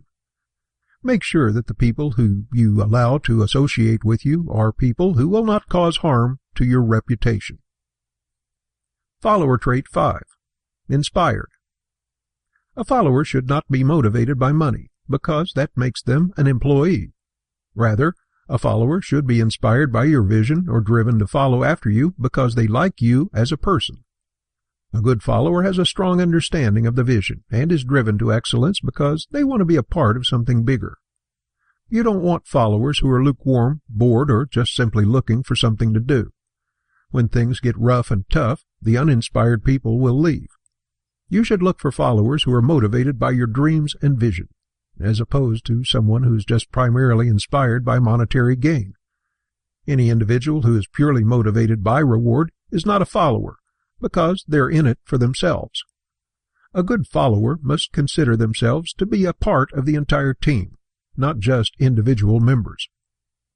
Now that we've established what kind of followers we want, we must determine how to get followers. Do you simply put up a Craigslist ad and say, "Looking for followers"? Unfortunately, it's not that simple. The reality is that we do not find followers, we attract them. Let's take a look at how this process works, one step at a time. Follower gathering tip 1. Spread your vision. Followers should primarily be powered by your vision. The reason they're following you should be because they identified with you or your vision and want to be a part of the whole thing. So if you're wanting to attract followers, then you must set about spreading your vision to as many people as you can within your circle of influence. Your circle of influence can be described as the social circles that you run in. Your friendships, workplace, social life, and family are all part of your circle of influence. The social circles are fields that are ripe for the harvest, if you know how to connect to the right kind of person. Sharing your vision throughout these circles involves essentially communicating what you're trying to do and gauging their reactions. You may find that there are people who think you're doing a good thing, and you may find those who become excited at the prospects of joining your vision. The individuals who have excitement and enthusiasm are the ones who are worth looking at as potential followers. But what do you do if you do not have a large circle of influence? What if your social circles are incredibly low on people? Well, you're going to need to set about increasing your natural areas of socialization. You can do this through a variety of different ways. One of the problems with modern-day society is that we do not congregate together as much as we used to. Thanks to the online world, many people are becoming increasingly isolated, leaving us to fend for ourselves in the regular world. This can be problematic if you're trying to build a following. What you're going to need to do is learn how to network aggressively in order to gain access to people who would be interested in what you're trying to do. One of the most effective ways to network is to look for those who are like-minded, sharing a similar hobby or passion of yours. These like-minded individuals can usually be found located within areas of interest such as a hobby shop, a convention, conference, or other kind of gathering. By visiting these places to meet people who are like-minded, you're increasing your chances of finding people that can be converted to your way of thinking. One of the most effective methods of sharing your vision is to find people who are in the same field as you already. If your vision is to become a rich and successful business owner, then you're going to want to find people who are driven toward entrepreneurship. If you want to be involved in politics, then join your local political party and start volunteering in that area. The goal is to get in contact with as many people as possible in the hope that your vision can become infectious enough to where they want to be a part of it. This will significantly increase your ability to gather followers. Follower gathering step 2. Make a short list. You should be picky when it comes to gathering followers. Just because someone is quick to follow you or is interested in helping you doesn't mean they're going to be a quality follower. You should begin your search for those who can follow alongside you by creating a list of the people in your current circles who you feel are worth recruiting.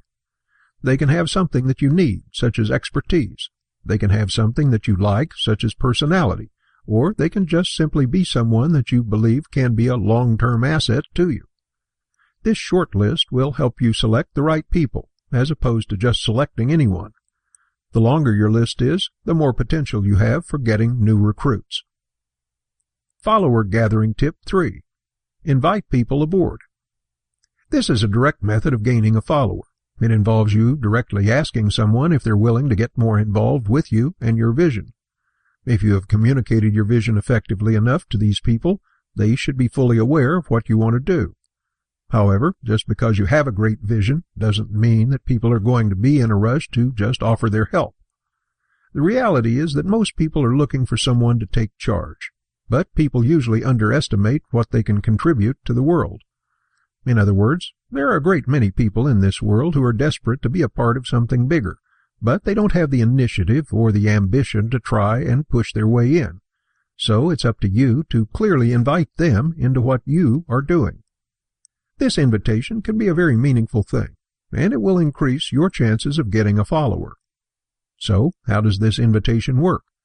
Well, there are a variety of different ways that you can invite someone into your mission.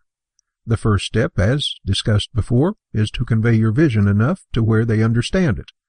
If someone isn't clear on what you're wanting to do, they might not understand you, or worse, they might misunderstand what your intentions are.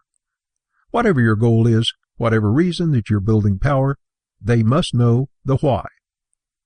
After you've conveyed your vision to them and clarified it enough, you must then show them how they fit inside of your vision. This means you must take the vision and make it personal, showing them what they can contribute to your grand schemes. This could be a huge role, or could be a minor one. It depends on what your goals are. Regardless of what this role is, they must be made to feel like they're not just simply being recruited as a worker or a servant, but rather as a valued member of the team. They must feel like they're contributing in a way that only they can. In other words, you must appeal to their desire to be a part of something bigger than themselves, and also show that they're a valuable member of the team. Someone who feels needed reacts much differently than someone who believes they're replaceable. You also might need to offer them something if you're asking them to work for you. This might be compensation, benefits, or some other motivating type of leverage, but never start with the financial rewards. If you start with the money, then you aren't looking for followers. You're looking for employees, and there are better ways to find employees. Follower gathering tip 4. Indirect recruitment.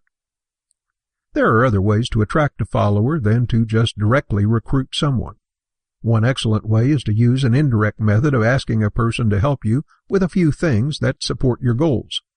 This is a great way to evaluate their emotions and thoughts on the project, and gives them room to discover what they do and don't like without the pressure of them having to agree to be part of a team or major project. For example, if you're trying to become a political figure, you might want to invite a few of your closer friends to help you do some political campaign work for another politician. Those who respond to it well and derive pleasure and enjoyment from it might be easier to persuade to stick around than those who find that they have no stomach for such a thing. This type of thinking is key for indirect recruitment. Indirect recruitment is about getting people to try out for a position without knowing they're applying for a part of your team. The indirect method of recruitment works best when it comes to getting people on board a project that might not have a lot of credibility at first, such as starting your own business. A person who is asked to provide assistance without the pressure of being officially hired has a better chance of casually learning if they enjoy doing the job. Many volunteer organizations work like this, offering people a chance to come and work without a major pressure of a commitment. As the volunteer explores the organization, they might find out that they really love what they're doing and are easier to convert into followers of that organization. Gathering followers takes time and effort and energy, but that's only one half of the equation if you're going to develop a killer following. Not only do you have to gather followers, you must also know how to lead them as well. Leadership is what makes or breaks a powerful individual. You can have the biggest following in the world, but if you don't have the leadership skills to make good use of these people, then you're nothing more than just a waste of talent. You've got to have the ability to lead well. So let's talk about the foundations of good leadership. Here's the golden rule. The more effective you are as a leader, the more powerful you'll become in your everyday life. Leadership Foundation 1. Great leaders are made, not born. Don't fall into the trap of thinking that great leaders are born that way. The reality is that there are a great many people in this world who learned how to be good, effective leaders through rigorous trial and error.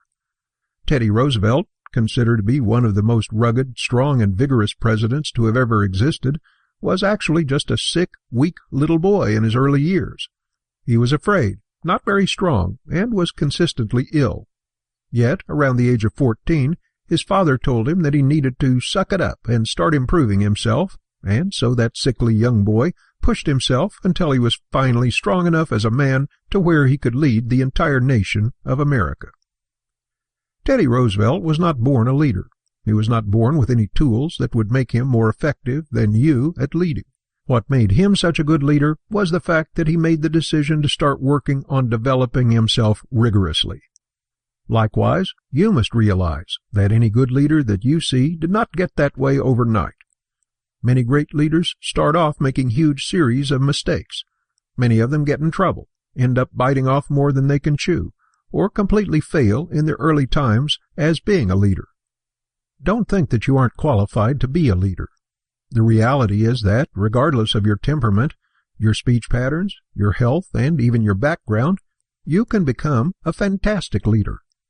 Leadership is a skill set that you develop over time. It's something that you build up on your own. If you want to become a good leader, you must recognize it as a skill and begin developing it in a conscious, focused manner. Someone who thinks that leadership is something you're born with will never truly improve. On the other hand, someone who believes that leadership is a skill will make a point of consistently growing every single day. You can be a tremendous leader. You can be the next great political figure in the world. You can change lives, get people to follow you, and make the difference that you always wanted to make, as long as you're willing to firmly believe that you are capable of such deeds. A leader is an empowering individual.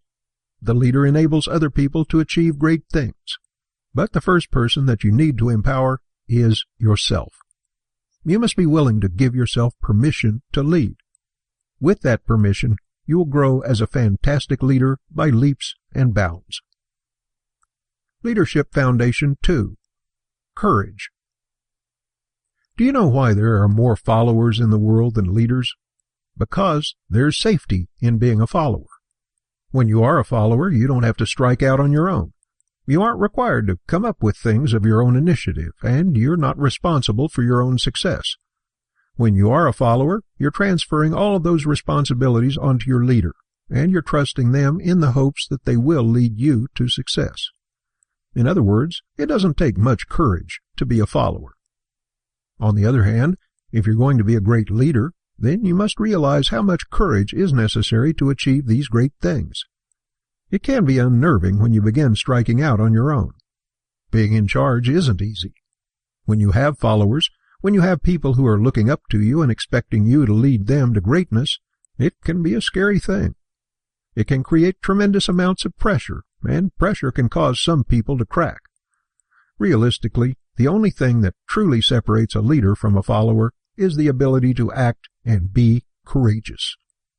But there's a paradox, of course, as the only time that you can be courageous is when you're afraid.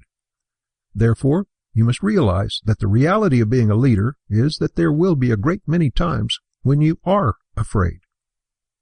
Fear is a natural thing, but we tend to react towards fear as if it were unnatural.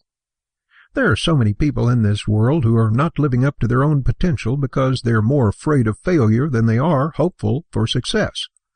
If you're going to be a great leader, and I know you will, you must learn to embrace your fear and fight through it. You must learn to operate with confidence and strength, ignoring the desire to give up. It's not easy being the leader. It's not easy being in charge. And at the end of the day, a great many people would rather follow and not deal with the pain and headache of their fears. If you're not prepared, as the leader, to handle your own emotions and learn to resist the fears that will be present inside of you, there's a big chance that you'll never live up to your true potential. Your own fears might take advantage of you, and they might prevent you from achieving the greatness that you desire. So, if you're going to become a good leader, then you must learn how to be courageous. Courage comes over time. It comes through action. Courage is not removing the feelings of fear. Courage is simply learning to ignore the emotions that are trying to control you. As we talked about earlier, you should never make a decision out of fear, because fear will just simply compromise your ability to think. Fear in a leader usually isn't caused by another person, but rather is caused by the things that you're facing. The racing heart, the thrill of the chase, the fear of failure, all of these things come with the leadership package, and there's no escaping them. Don't seek to suppress them. Instead, embrace them and keep pressing onward. It will separate you from the herd. Leadership Foundation 3. Decisiveness. If you're going to be the leader of your unit, then you must realize that you're the one responsible for all the decisions to be made. This means that you're responsible for everything that happens within your group. You are the vision caster. You are the one in charge. No one else is calling the shots except you. What this means is that you have an extreme responsibility to those who are looking to you for guidance. You have a responsibility to come up with what you're going to be doing next at all times. This is a little different from vision, though. Vision is the overarching dream that you have. It's the big why, but your goal is not a strategy. If you're going to be an effective leader, then you must have a strategic plan for how to get your organization, group, or team to a place of success. What makes you most effective as the leader is that you have access to all of the resources of your followers to achieve these things. Let's assume you have 6 people at your command, and your goal is to start a company that makes millions. You're the leader, so you're responsible for maximizing the potential of all 6 of your people. Every single person by themselves will not give the highest level of output. But when you, as the leader, unify your team and get them all working together towards one goal by utilizing a strategy, you're able to take each individual and maximize their abilities. This would get you results that are significantly higher than if everyone was just doing their own thing. People are looking to be told what to do. When someone is a part of your organization, team, or vision, they're looking to you to provide the plan. Don't get hung up on worrying how these people will react to what you're telling them. You are the one who's in charge, and they're expecting you to give commands to them. Accept your natural role as an authority figure to the people, and guide them to success by telling them what to do. Of course, the point isn't to take advantage of these people. It's not to trick them into doing your bidding. You should always clearly communicate what you desire from your followers, so they understand what their role is in your plans. But if they're already in a position where you can give them orders, then it's safe to say that they have bought in. Make the best use of your people and get them moving forward. Leadership Foundation 4. Empowerment. Now let's talk about your responsibility to the people that you're trying to lead. Your responsibility to these people is to ultimately empower them and make their lives better. If you want to become a powerful leader, then your people must see that you deeply care about them. They must know that you're in their corner and that you're supporting them wholeheartedly. When someone feels that they can trust their leader, they'll become one of the most effective and valuable followers that you can have. When they see that you're willing to make sacrifices, they will make sacrifices. When they see that you're willing to go the extra mile to love them and empower them, they'll also go the extra mile.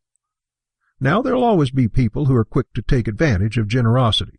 So don't make the mistake of thinking that you can earn loyalty by just giving away free stuff. Rather, it's about creating a culture where you're able to empower them without bribing them. An empowered follower is someone who feels like they are able to make the most of their life with your help. If they're working for you, it means that you provide a healthy business environment that makes sure to minimize stressors. If they're working in a volunteer position, it means that you're actively adding value to their lives by helping them grow, teaching them, educating them, and always inspiring them to get better. When you empower your people, you're setting them up for success. Many times, a leader can overlook the empowerment principle and in doing so end up setting up their own followers for failure instead. These poor leaders don't clearly convey their opinions. They don't cast vision. They have unreasonable expectations for their followers and take out their frustrations on those who are under their direction. These leaders tend to be tyrannical jerks, usually abusing and taking advantage of their people. These kinds of leaders don't last very long. A good leader is someone who has the devotion and admiration of his people. Leadership Foundation 5. Delegation. Do you know what makes a person grow in their power? Dedicating time and energy to growing their power. This might seem a little redundant at first, but let's look at it like this. Imagine an entrepreneur. That entrepreneur has a goal, to build his business. Let's assume he's going to be making a cake-selling company. So the entrepreneur starts his own cake company and begins the process of making cakes. And that's all he does. For 12 months straight, all he does is make cakes, open the store, clean the store, and sell the cakes. He does this every day for 12 months, but his business doesn't really grow at all during this time. Do you know why? It's not growing because he's doing something that anyone can do. Truthfully, hiring someone to bake the cakes for him, to clean the store, to sell the cakes, would be a far better use of his time. The entrepreneur's primary goal in growing his business isn't to do the work of the business, rather it's to grow the business. Likewise, when you are a leader, your goal isn't to do work that anyone can do. It's to do the work that only you can do. This philosophy of doing only the work that you're capable of means that you must learn how to effectively delegate. Delegation is the art of giving responsibility or a task to someone else. Let's keep using the cake shop as the analogy. A good leader would delegate 3 tasks to 3 different people. He would delegate baking the cakes, cleaning the store, and selling the cakes to 3 different individuals, all of whom have the skills necessary to achieve such a thing. But oftentimes, we as leaders tend to adopt a Superman complex. We try to do as much as we can with our day. We spend hour after hour working on projects that could easily be given to other people. This does nothing to improve our position, because tomorrow will not bring anything new if you're stuck doing the same perpetual tasks forever. So why do we as people have trouble delegating? Well, it usually comes down to a matter of one of 2 things. First thing is that we might feel uncomfortable bossing people around, which we've already addressed. The second problem is that you very well might be a control freak. As we talked about before, control is a very important part of building power. Yet, many times we are actually losing control when we refuse to put other people in charge. Confusing? Look at it like this. When someone is doing some work on your behalf, under your orders and your instruction, you are actually the one who is in control. You only lose control when they begin to do things outside of your will and desires. So, one of the real reasons that you are refusing to delegate might be because you don't trust your people to be competent. This is problematic, because if you cannot trust your own people, then guess what? You'll never be a powerful leader, because you're at the mercy of your own people. Most likely, those who struggle to give up control don't realize that they're actually losing control when they hold on to all of these tasks and obligations. The cake store owner, who starts his day at 5 in the morning and ends it at 9 at night, baking and cleaning the same store, has no control, regardless of what he thinks. This is a paradox. To gain more control, you must be willing to relax your grip on the jobs around you, and let your followers do the work instead. Trust them to get it done, and in the process, gain even more control. Leadership Fundamental 6. Discipline.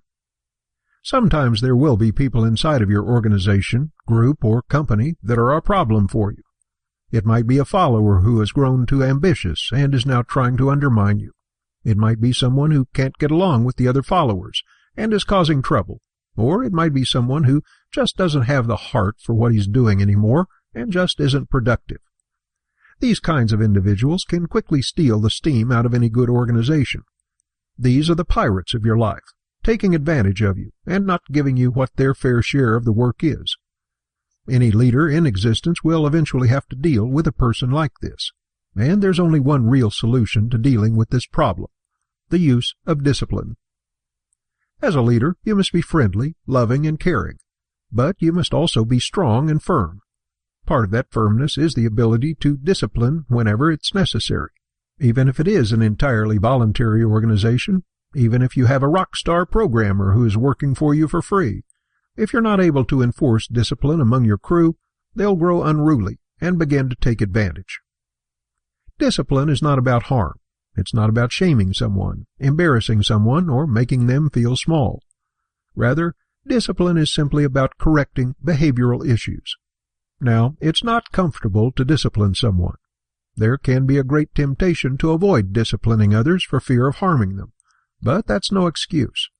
If they're underneath your organization, then it means they're also under your direction. This gives you the right, as the leader, to tell them when they're not acting up to par. You should never be harsh, demeaning, or shaming of them, but you should be firm and communicative of where they're failing. If it's a productivity issue, they need to know. If it's a behavioral issue, they need to know about it. You must be willing and able to communicate that this kind of behavior is not welcome underneath your leadership.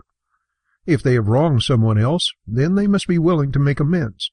If they have wronged you, they must be willing to apologize publicly. Most people fear authority, and they do not desire to be disciplined. In fact, most of the time, people are trying to see how much they can get away with. So, having standard policy of always correcting behavioral issues as soon as you see them will help reduce these problems in the future. For those who are well-meaning and just misguided, a quick chat and an appeal to do better should be enough to get them to change their course of action. The people who mean you no harm will quickly acquiesce to your wishes. However, you might deal with someone who's refusing to change. When someone begins to negatively affect your organization, they run a real risk of dealing serious damage to not only your company, but to you and your reputation.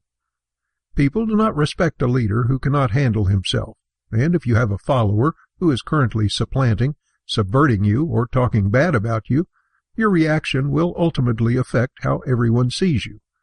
If you get mad and lose your temper, they'll see you as a hothead. If you refuse to handle the confrontation, they'll see you as a coward. The only proper response to someone who is actively and consistently working against your desires without repent would be to remove them from the organization as soon as possible. If it's volunteer work, just let them know that they're no longer welcome in the organization. If they're working for your company, fire them publicly in front of everyone in a loud and uproarious manner so those around you see that you are not kidding. This, of course, might seem a little brutal, but the reality is you can never allow people to view you as weak.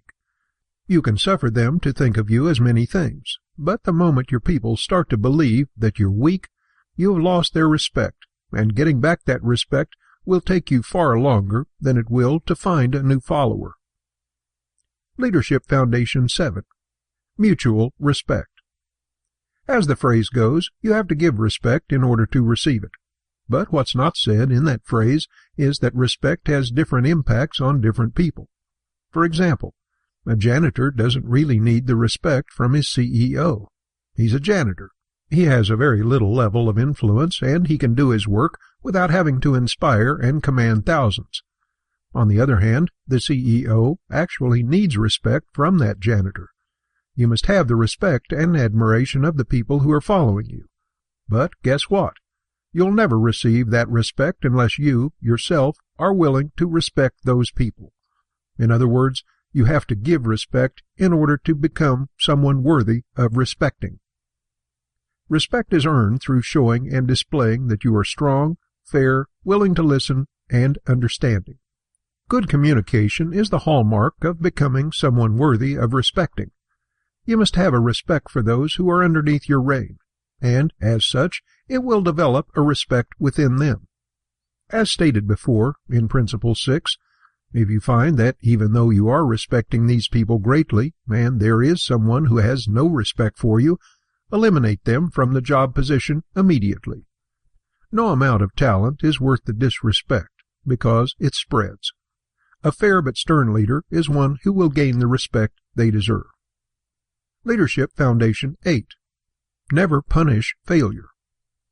If you want to be an exceptional leader, If you want your followers to be free to experiment and come up with new ideas and to maximize their potential, then you must make a point to never punish failure.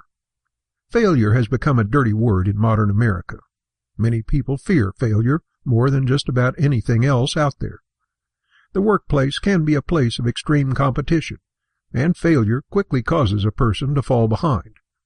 If someone in the job fails, they are most likely fired, and if they aren't fired and are lucky, they might just be demoted.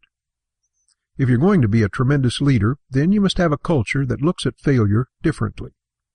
When people are too focused on avoiding failure, they're not focused on achieving success. This will prevent them from taking risks, from trying new things, from feeling safe enough to experiment. What you must do as a leader is make sure that the culture that you have put together is one of accepting failure, not punishing it. The reality is, no one wants to fail. Everyone wants to be a success. Everyone wants to try new things, and everyone wants to immediately become an expert. But what are the chances of instant success? What separates successful people from unsuccessful people is the fact that successful people learn and adapt from their failures. They don't shun them, they don't try to hide from them, and they don't try to make excuses. Instead, they look at their failures head on and realize that there are ways they can improve themselves. Likewise, you must have a team that feels safe enough that they can make mistakes without having to reap additional consequences of their leaders shaming or punishing them. Failure must not be punished, and everyone should understand that real success never happens without a failure, that you can never really truly achieve anything great without a couple of mistakes being made. Even if the failure is catastrophic, as long as it wasn't caused by incompetence, laziness, or negligence, then it should never be punished. In fact, you might want to consider rewarding them for trying, making a point to show that they're on your good side, because they cared enough to try something new. Your following will be the key to achieving many great things in life. The better that you treat your organization of followers, the better they will treat you. Commit to building yourself up as a leader, and you'll be surprised just how far you can make it in life. Chapter 7. Favors upon Favors. Favors are an excellent way to increase and multiply your power. What is a favor? A favor is a good, service, or assistance traded in exchange for something else of equal value. Favors make the world go round because, unlike money, favors tend to transcend conventional pricing.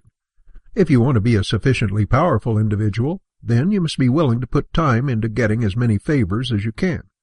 So, how do we gain access to these favors? Well, we do so by creating an environment in which powerful individuals are willing to provide us assistance in exchange for us assisting them with their needs. Favors are different from followers because a follower is expected to assist you without any need for direct compensation. They're motivated by the vision that you've provided, and as such, their motivation does not require you to offer them additional compensation. Favors belong to people who are not bought into your vision, but are friendly to you and your cause. Don't underestimate the value of the favor market. A highly skilled individual who owes you a favor might provide skills that would cost someone else a few $1,000s. An individual who owes you a favor also has a much more vested interest in assisting you in order to get out of that obligation. Favors are good. They have no expiration date, they don't cost you a dime, and they can be relatively easy to acquire. The most efficient method of gathering favors is by developing a system of giving out your own favors first. This can be done in a variety of different ways. There are two different kinds of favors that exist: direct favors and indirect favors. Let's take a look at each one. Indirect favors. Indirect favors are favors that are accrued through service without you asking for a reward. This can be something as simple as helping someone move, offering to go the extra mile for a well-connected friend, or quickly helping someone out in their time of need. When you do someone a favor without directly asking for a reward, it usually creates a sense of gratitude within them, and they might feel like they owe you one. This feeling can be capitalized on later, although it's important for you to know that you should never try to cash in on your good deeds by stating that you helped them. Therefore, they owe you. This is classless, tacky, and shows you to be nothing more than an opportunist. You'll quickly lose respect, and the request will most likely never be granted. Instead, you'll use an indirect favor by asking them for help, without citing any reason why they should. For example, if you happen to be someone who regularly looks after your boss's children without any requirement or request for compensation, there is an unwritten rule that your boss must also look out for you in some way. So, when you ask for a contact or need some vital information, he would be more willing to grant it to you without any kind of charge or restriction because of the good things that you've been doing for him. This means that your best bet when it comes to accruing indirect favors is to be willing to do as many favors as you can for people. Of course, you need to be cautious with this as well. You don't want to be in a position in which your kindness becomes expected. If your kindness becomes expected, then it's no longer seen as a favor, but instead is seen as an obligation. These obligations can only serve to cause tension between you and the individual when you're unable to render them their free help any longer. Any good favor that you do for a person must always be seen as a one-time event, and it must be seen as something that you're doing out of the kindness of your own heart. If people begin to rely on those favors, that puts you in a very bad position. Indirect favors are handy for gaining assistance from a wide variety of different people. The general rule of thumb when it comes to generating indirect favors is to look at it like this. The more you give, the more you'll be able to take. Everyone keeps a record in their head. Everyone makes sure that they aren't being taken advantage of, but when you continuously look out for other people, especially people of considerable influence and power, those individuals will remember you, and they will reward you. Why? Well, even if they aren't particularly charitable, kind, or loving people, they might have a desire to still continue gaining from your services, and this will lead them to reward you in the hopes that they can keep a good relationship with you. Direct favors. A direct favor is one where there is a clearly communicated understanding that you are doing something with the expectation of receiving something later. This is more or less an exchange. You're rendering aid to someone with an expectation of receiving something of equal value later on. Direct favors are very common in the business world, especially when it comes to things like a skilled trade. The phrase, "I'll owe you one," is common. Now, there are two different ways that you can gain direct favors. The first method of gaining a direct favor is to request a direct favor instead of compensation. For example, if someone is requesting for you to do something and are trying to work out how payment would go, you can offer to do it for free in exchange for some assistance with something else later. You can either keep the favor conceptual or you can be specific about what you want, such as, "I'll mow your lawn if you'll paint my house," that kind of thing. Trading for specific favors is extremely opportunist and can be extremely valuable. For example, suppose you are a web developer and someone contacts you and asks for assistance building a website. The cost would be far outside of their price range, but they have the skill set or a talent that you need. Perhaps they're an illustrator or writer. You could offer to trade them your skills in exchange for their assistance on something later on. This method is extremely valuable in building up skill capital. Skill capital is the idea that the most valuable resource that you have at your disposal isn't actually money, but rather skills that can get things done. You'll find that someone who's an exceptionally powerful individual is someone who actually has a high degree of skill capital at their disposal. Whether they have all the skills to become successful on their own, such as an individual like Mark Zuckerberg, or if they have the skills to build up a big enough team to achieve anything they want to achieve, such as Walt Disney, skill capital makes it happen. Think about favors as adding directly to your skill capital. When someone owes you a favor, you're able to cash in and gain their skills, abilities, or knowledge. The second method of gaining favors is to ask for favors first and offer to give them a favor later on. For example, let's suppose that you need some illustration done, but you're not in a position where you're able to afford it. So you contact an illustrator that you trust and request that they help you out with the project in exchange for a favor you'll give them. Offering favors instead of compensation is a great way to get things done, especially when you don't have a lot of financial resources at hand or the things that you're looking for aren't actually things that money can buy, such as introductions to a new client. Direct favors are tricky because they're based around the honor system. Saying, "Help me out now and I'll help you later," is a matter of honor, and there are those who might not feel obligated to fulfill the request for a favor later on. Likewise, there might be a tremendous temptation for you to refuse to pay up on your end of the bargain when it comes to actually fulfilling a favor you owe. This is a matter of honesty and reputation. If you do not make good on your favors, you'll lose face with many people. Even if you made the deal in secret, as favors are often traded in the political scene, you'll still lose all credibility by breaking your word. Even if only one other person knows that you have violated your word, you're putting yourself in danger of being exposed. In doing so, you're condemning yourself as someone who does not live up to his end of the bargain. This will destroy your reputation and severely impair your relationship with the person that you screwed over. They might even seek to harm you. Sources of favors. So, now you realize there's a tremendous value in getting favors from people, but now you have to ask yourself the question, how do you get favors? What are some excellent sources of favors? Let's look. Friends, business associates, contractors, family members with influence, church members, political groups. All of these are potential areas where you can find relationships with people who are powerful and skilled. By investing in a relationship with them and gaining their assistance, you can get some useful favors. The biggest favor of all, mentorship. If you want to learn one of the most valuable techniques that you can have at your disposal in learning to build power, that would be finding a mentor. Mentorship is kind of a lost art in this country. Many times, due to competition in the capitalist culture that we live in, people can be very afraid of helping one another. The phrase "dog eat dog" has encompassed our culture to the point where many times people live in cutthroat competition and refuse to connect to one another. This has led to a decline of mentorship across the board. But just because mentorship isn't stressed like it used to be in American culture doesn't mean that it doesn't exist anymore. Mentorship is one of the most valuable things that you can participate in, and the best part is that if you do it right, mentorship can amplify your power and give you a relationship with a much stronger individual than yourself. What is mentorship?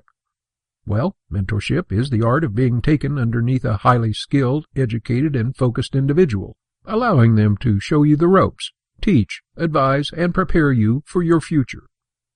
Mentorship is fantastic for building power, because it's guaranteed to refine you and develop you in ways that you might not have ever thought of.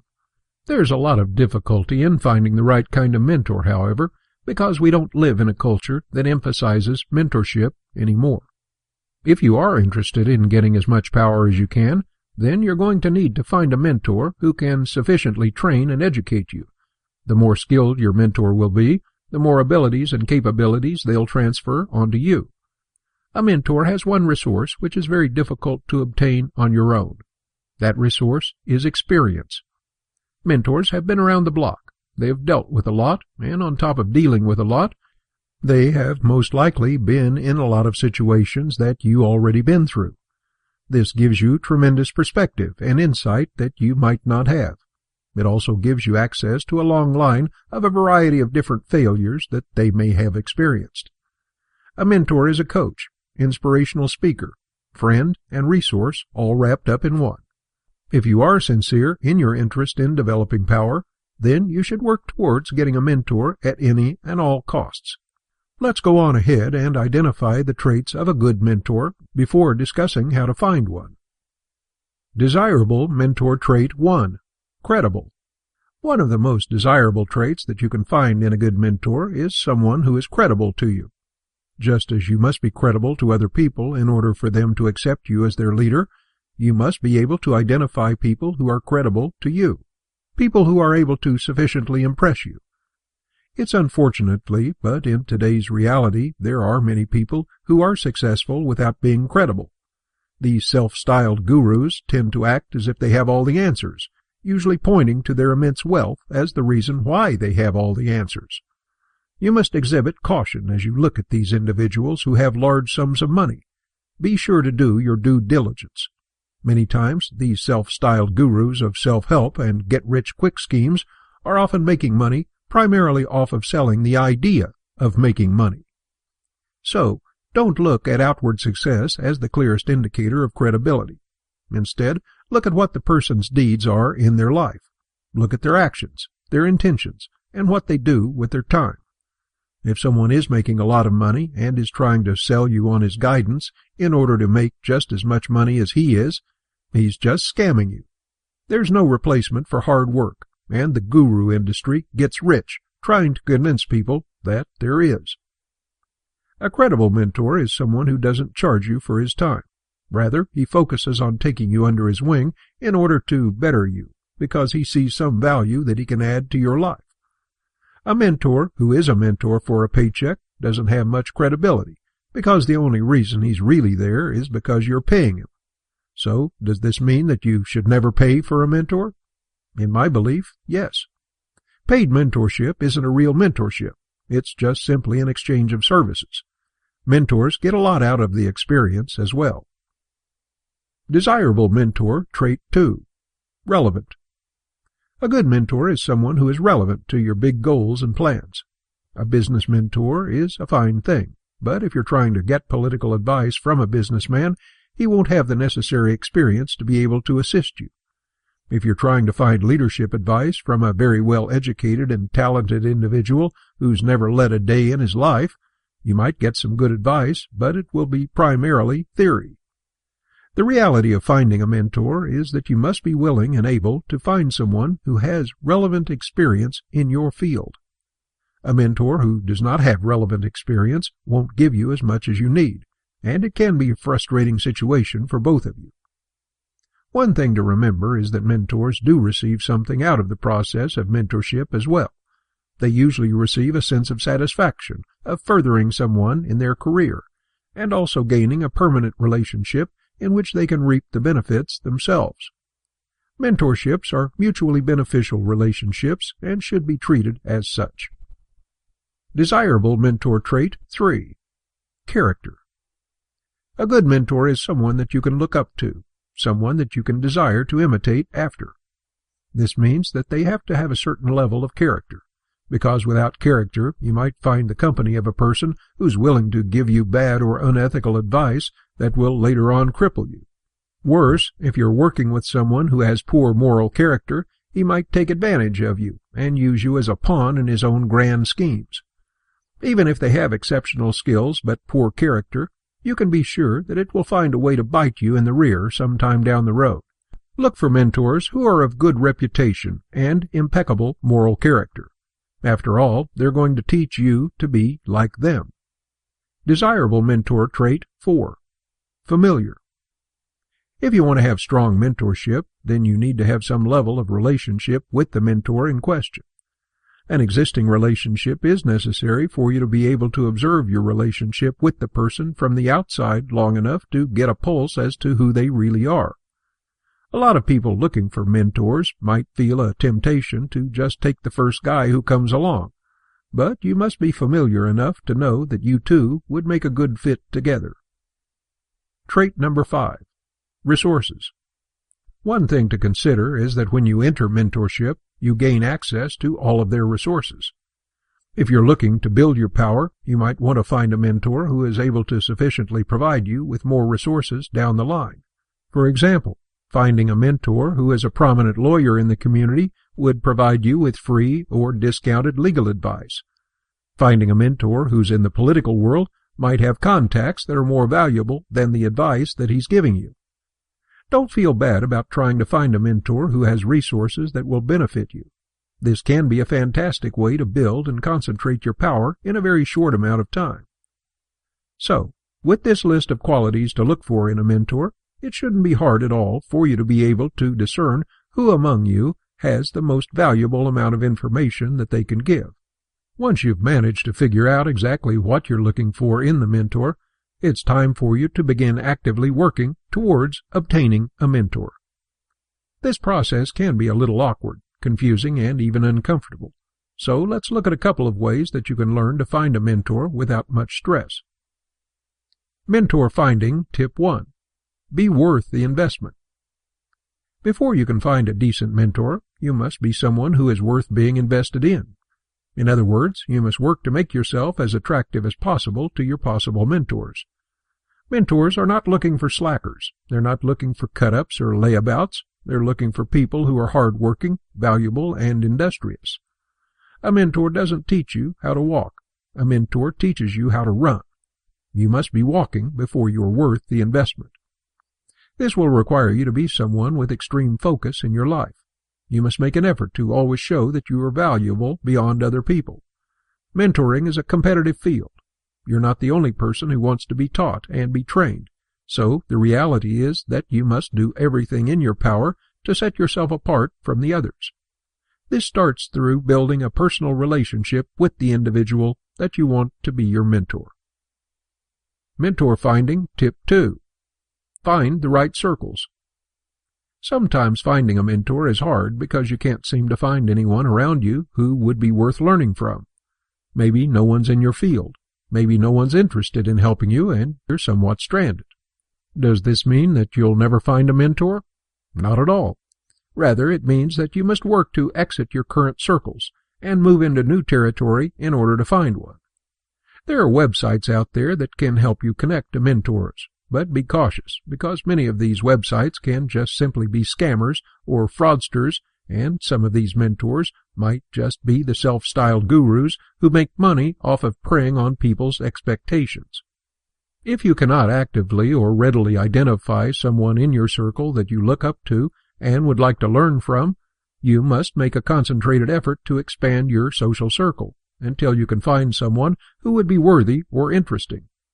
Some of the ways you can do this is to enroll in a club, join an organization. Even a church can be a valuable place. In fact, church can be one of the best places for you to network due to the fact that the individuals there are often from all walks of life, and they're unified in their desire to grow in their spiritual walk. If you are somewhat of a spiritual individual who is interested in that kind of thing, you can meet the best kinds of people in church. And the best part is that these individuals will actually care enough to walk alongside you without demanding much from you. Of course, it would be rude to take advantage of these people, but most of them won't mind being there to assist you in your goals, because mentorship and relationships are valuable to these organizations. Mentor tip finding 3. Make the approach. So, now that you've identified the person that you're interested in mentoring you, and you now have to actually ask them. This is a strange type of conversation if you've never had one before, and it can be somewhat unnerving. The idea of approaching someone and saying, "Hey, will you teach me for free?" In reality, you should already have somewhat of a relationship established with this individual before you ask. Working with strangers and cold calls will most likely get you shut down because they won't really know who you are. On the other hand, if you have an established relationship with these individuals before you make the ask, it will be significantly easier for you to know whether they would be willing to listen to your request. So, assuming that you already have an established relationship with the individual that you're interested in mentoring you, it's up to you, then, to talk to them and ask if they would be willing to mentor you. This kind of thing can be a little nerve-wracking because we often fear rejection. But, truthfully, the only thing you really have to fear is never having the power that you desire in life. Unless you ask for help, you might be resigned to a life of mediocrity. So, what is the best way to make this approach? Well, the first step is to make sure that the person has an adequate understanding of what your vision is. If they have an adequate understanding of what your true goals and desires are, they'll be more prone to supporting you. If they know you have great political or business ambitions, and they identify with it, this gives you a better chance of receiving benefits from them. Mentors are looking for people with specific plans for their lives.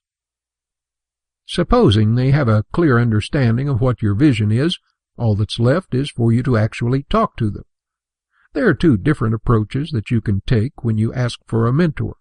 The first is to ask for an informal kind of mentorship.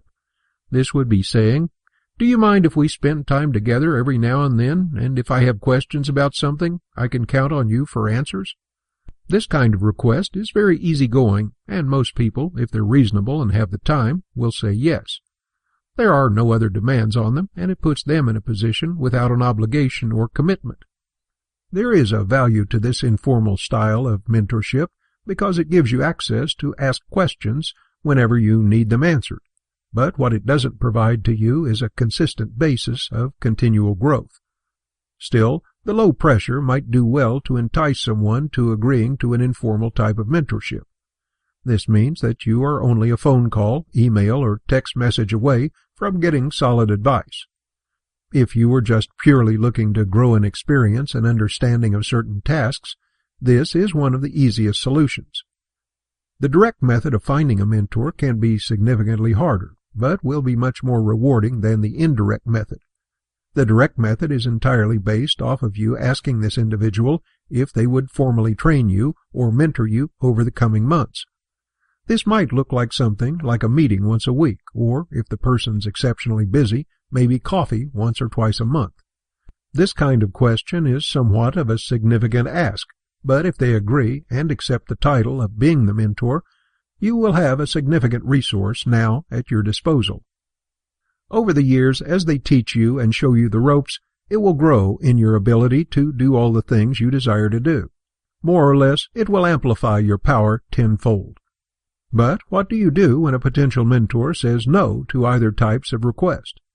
What if they give excuses that they're too busy, they say they don't have enough time, or they're blunt enough to say they're not interested right now? What should you do? Well, the answer is to keep looking until you can find one. There's no shortage of good people in this world, but it's up to you to find a mentor. No one just wakes up one morning and says, "You know what? I'm going to be a mentor for so-and-so." You need to present the opportunity to them, and in doing so, you are increasing your chances of getting a mentor. Remember how the old phrase goes, you miss 100% of the shots that you don't take. This is equally true in trying to find a mentor. If you never ask, you never will hear the word yes. Paying it forward. After you've been sufficiently mentored, what should you do? You should make a conscious effort to find your own mentee to train and take under your wing. Most people would jump at the chance to have someone of influence and skill teach them, and in doing so, it creates a stronger, more intimate bond with another person who is now entirely on your side. This essentially creates a stronger resource for the future, and bonds you to a person who will be loyal to your cause. Of course, the main goal of mentoring someone is to help them achieve their own goals, but in the process, you will have a permanent relationship that is valuable to you later on. Not only that, you will build up your skills, ability to teach, train, and cast vision with the mentee. It's some of the most rewarding work possible. So, if you feel that you're already at a point where you don't need a mentor, you might want to consider taking someone under your own wing. The benefits are enormous. Chapter 8. Your Platform. The platform is one of the most valuable parts of your ability to convey information and communication to the outside world.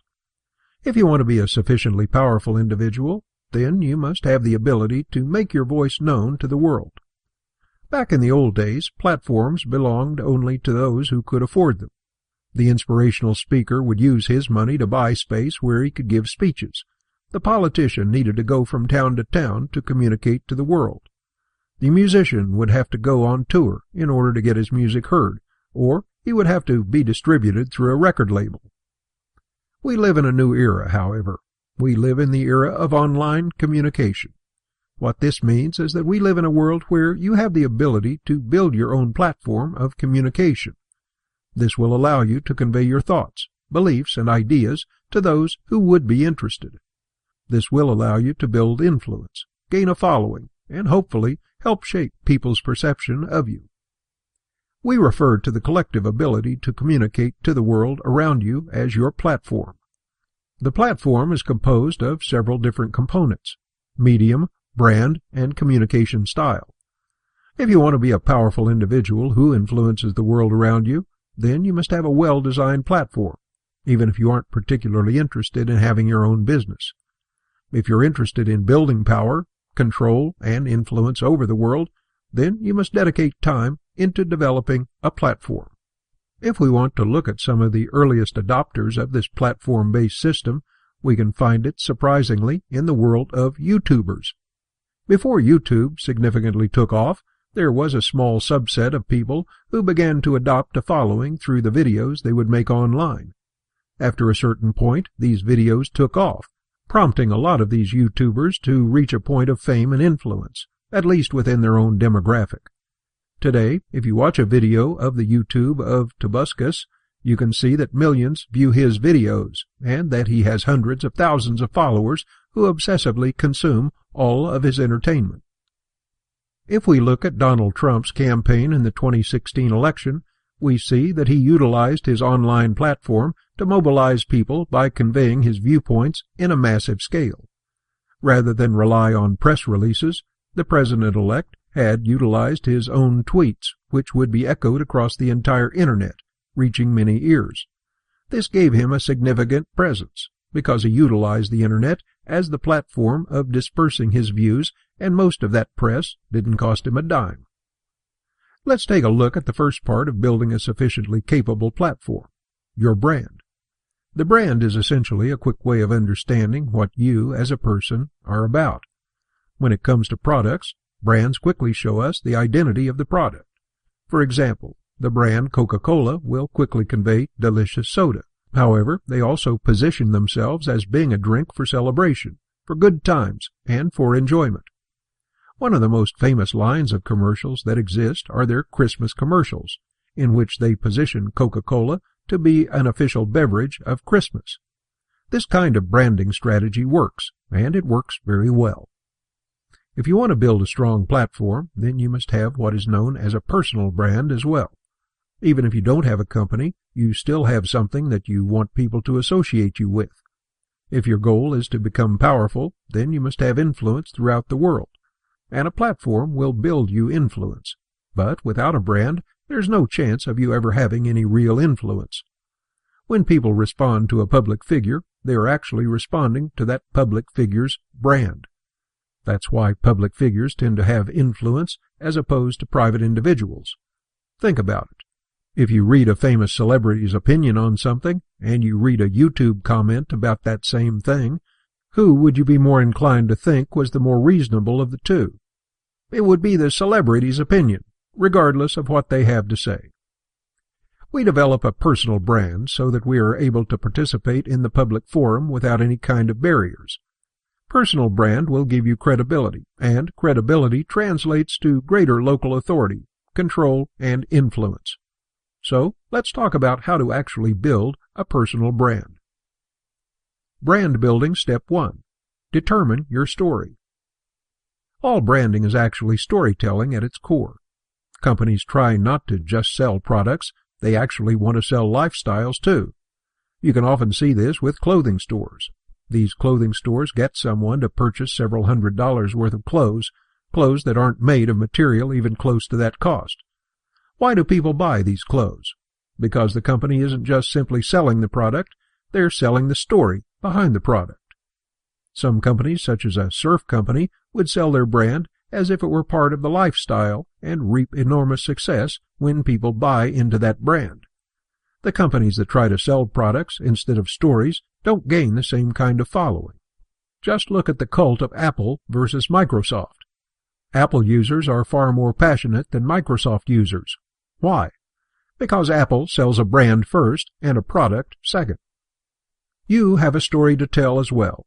That story is the story of your values, ideas, and dreams. In other words, your story is the vision that you've worked so hard to craft. The question is, can you convey your vision to the world around you in a manner that tells people a story? Hopefully, you should be able to. Branding step 2. Get your voice out there. How will people know what you're about if they never hear your voice? If you want to build a strong personal brand that will attract a following and get people interested in what you have to say, then you must make a commitment to regularly communicate with the world. There are many different ways that you can do this. You can do this through a podcast, blog, or even through public speaking, if you so desire. We'll talk about the medium of your communication a little bit later, but just know that if you want to build a brand, then you must be heard. It's no good for you to have a really great vision, really authentic character, a big goal for the future, but no way to communicate all of this to the outside world. Branding Step 3. Figure out your style. If you're going to develop a great brand, then you must have a style. Style is essentially a signature pattern of communication, dress, or ideas. This doesn't mean that you have to dress fancy. It doesn't mean that you have to speak fancy words. What it means is that you have to be consistent in the way you present your information to the world. This means you don't bounce all over the place. If you have a strong vision for enacting political reform in the world, then you must figure out what your style of reform is. Do you want to be caustic? Do you want to be gentle and kind? Do you want to have inflammatory remarks? Or do you want to be a passionate and heated speaker? If you look at how great communicators across the world speak, you'll see that they have a signature pattern of speaking, and that pattern rarely ever changes. If you want to learn the many different styles of speaking, you might want to consider listening to speeches by Barack Obama, Winston Churchill, and various TED Talks. You'll notice over time that each speaker has their own individual style of speaking, and they do not change from that. The reason why they don't change from their style is because people have come to expect them to speak that way, and speaking in a different manner would betray the brand. Consistency is the biggest factor in style. Branding Step 4. Reputation. The final piece to the branding puzzle is your own reputation. Your reputation on the public forum is the most valuable thing that you have. It's worth more than your money. It's worth more than your skills, and it's worth more than your followers. Your reputation must be guarded with your life, because the moment your reputation is shattered in the public forum, you'll lose all credibility. This means you must make a concentrated effort to be moral, appropriate, polite, and good-mannered, so that your reputation isn't in question. The better your reputation is, the better people perceive you, and the more powerful you'll become. When you have the public's trust, it can be a very useful thing. The problem is that the public's trust, when broken, is very hard to regain. Consider Mel Gibson.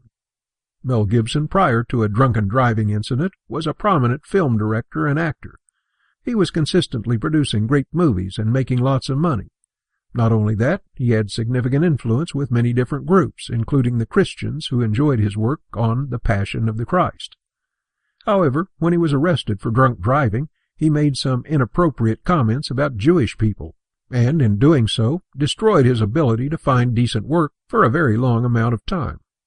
In fact, right now, Mel Gibson is just about starting to find his own footing again, and it is a long process to reach that level of forgiveness in the public eye.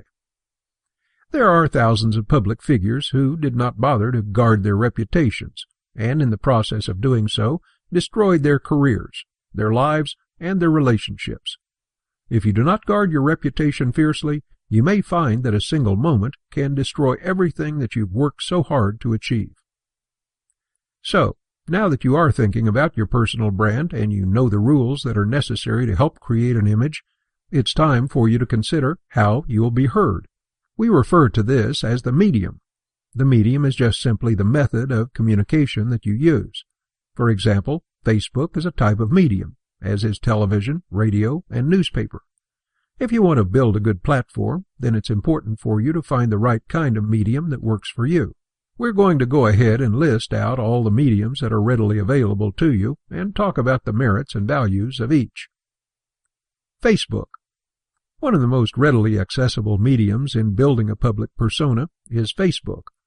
Facebook, the social networking site, allows users to quickly discuss what's going on in their everyday lives. However, Facebook as a professional platform of communication is extremely limited, as you can only give status updates, and for the most part, people aren't actively seeking out your thoughts. Many times, people are involved in Facebook primarily for their own selves. They're browsing for their pleasure, sharing content and sharing their thoughts. So, don't assume that just because you have 10,000 friends on Facebook that your thoughts are being regularly consumed. You're free to post your ideas, but it does not mean that people are required to look at what you're doing or will respond to you. Still, Facebook does have room for being a platform of quick bursts of communication with already established fans or for sharing content. Twitter.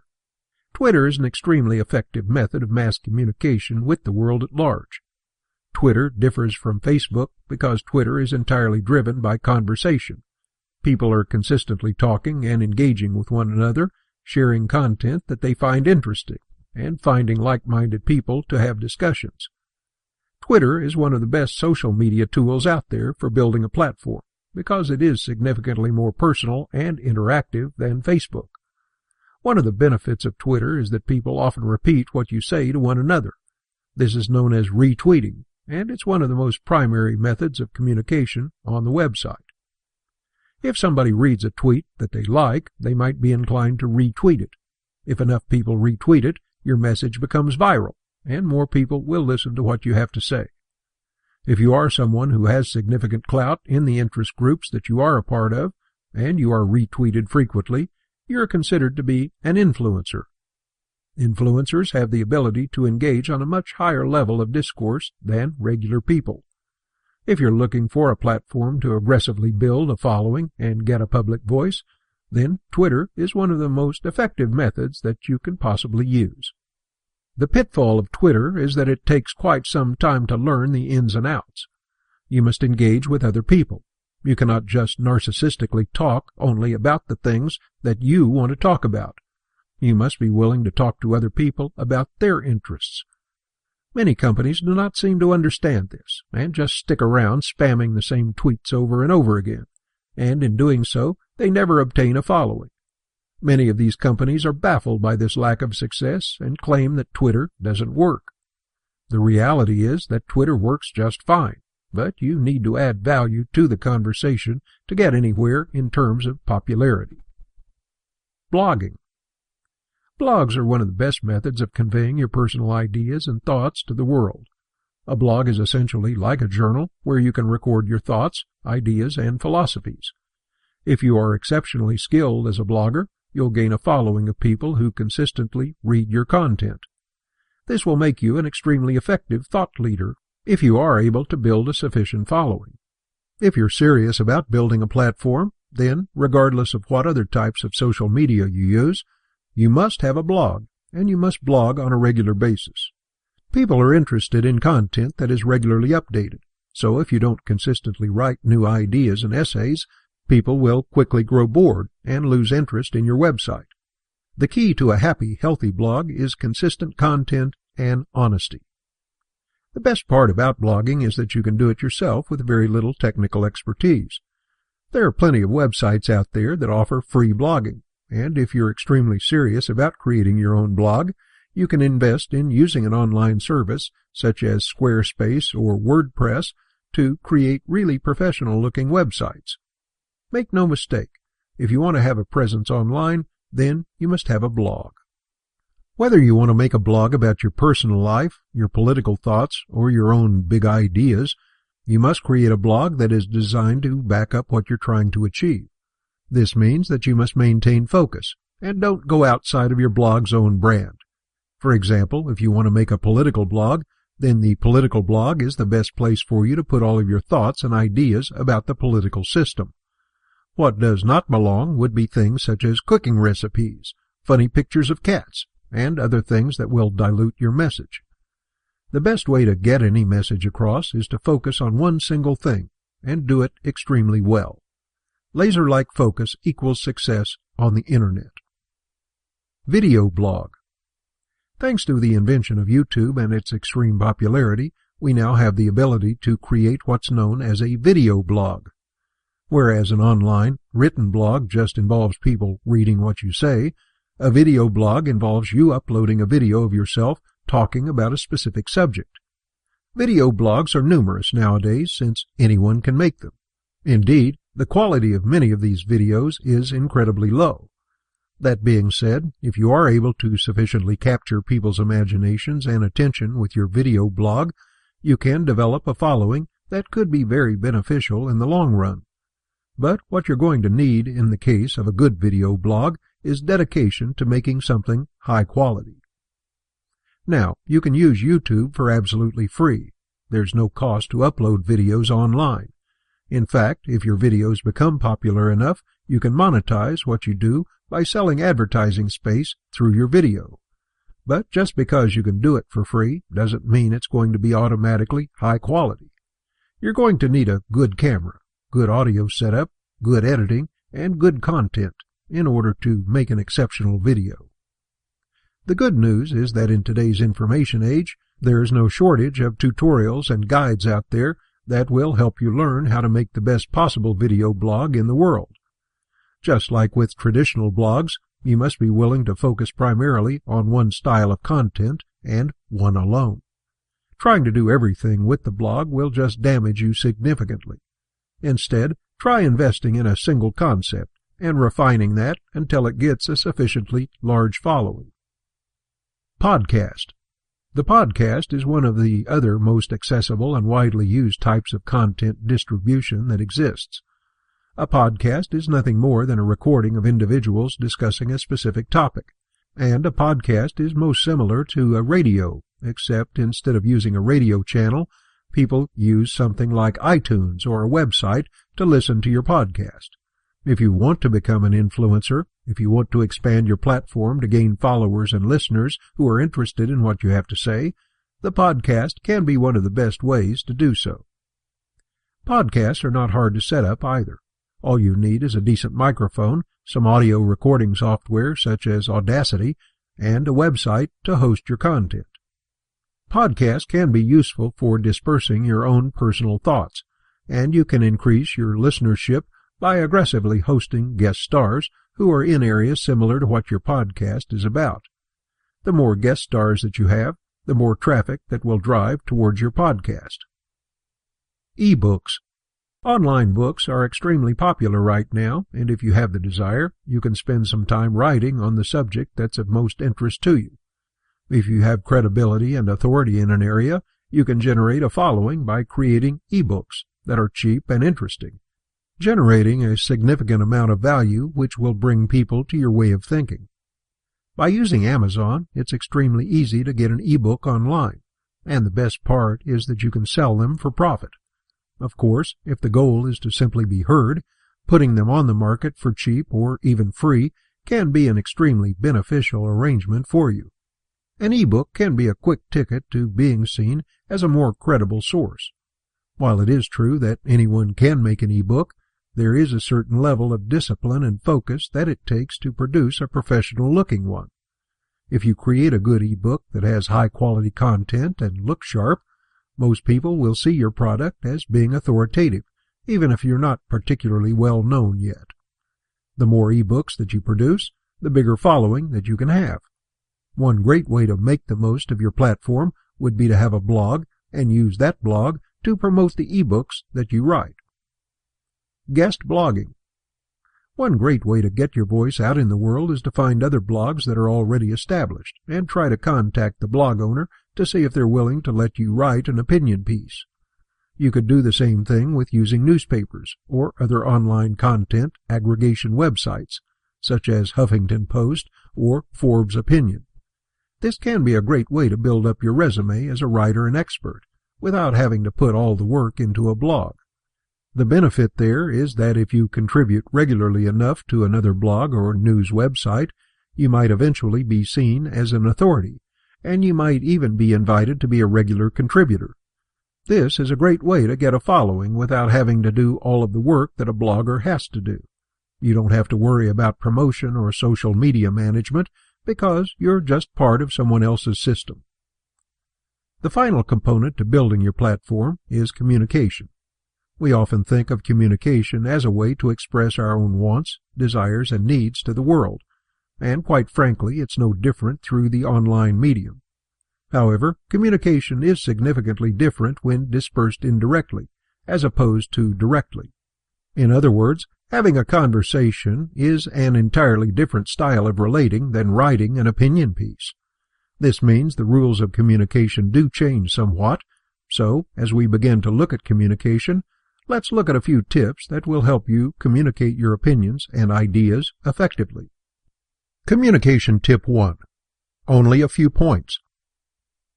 The average attention span in America has significantly decreased due to the excessiveness of distraction and information that is at our fingertips. At any moment, there are 10,000 different things that can occupy us, and they are all vying for our time. This means that our communication has changed significantly. In the old days, people used to have only a few methods of consuming communication, such as newspapers, books, and radio. But we now have the ability to inundate someone with over dozens of different sources of information that is available at their fingertips. What this means is that people are more apt to skim large amounts of information than to stick with one single source. This means that as you communicate to people, you must have clarity of what it is that you're trying to say, and be able to break it down in a quick and efficient manner. Just because you have someone's attention doesn't mean that you have it for the entirety of the conversation. In fact, most people read the first couple of words in an article and then move elsewhere. So there is, more or less, a timer when people read your work.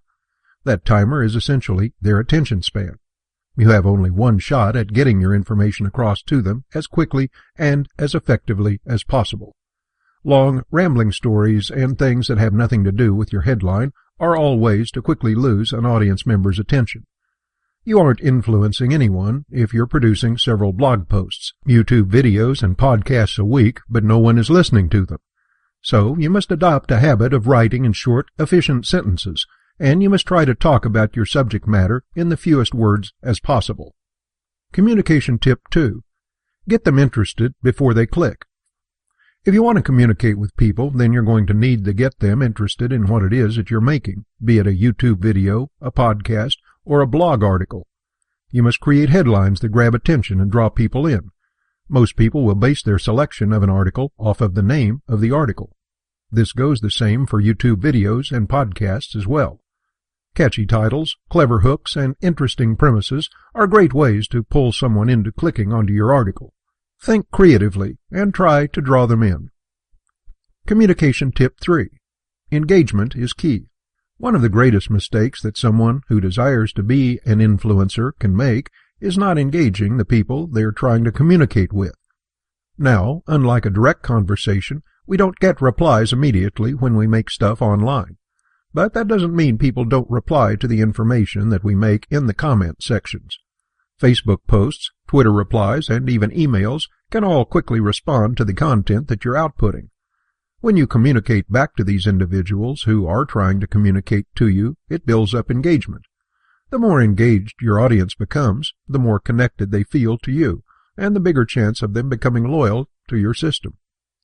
Don't make the mistakes of thinking that all you need to do is output content.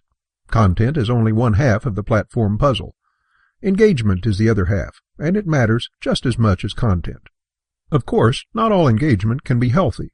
There are a great degree of trolls online, and they might seek to bait you into a fight.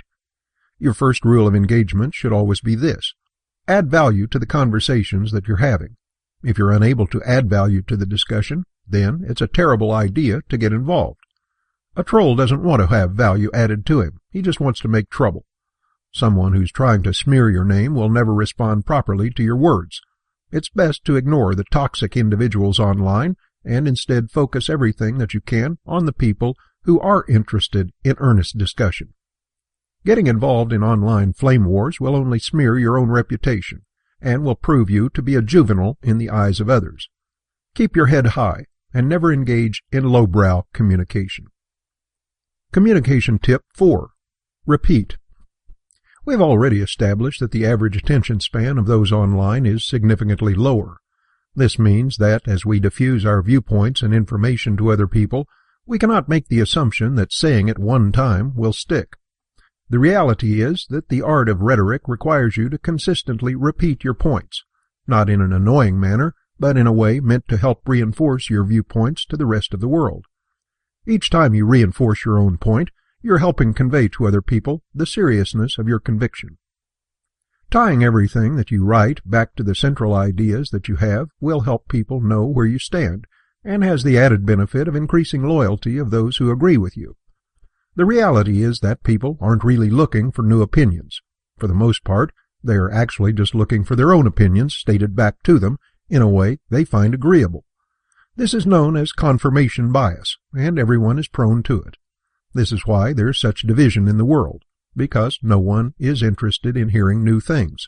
They're just interested in hearing their own thoughts regurgitated.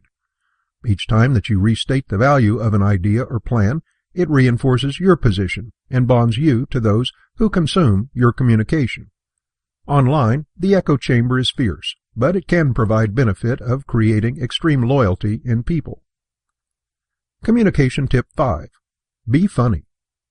If you're looking to make an impact in this world, then you must be adaptable to the current culture of the American people.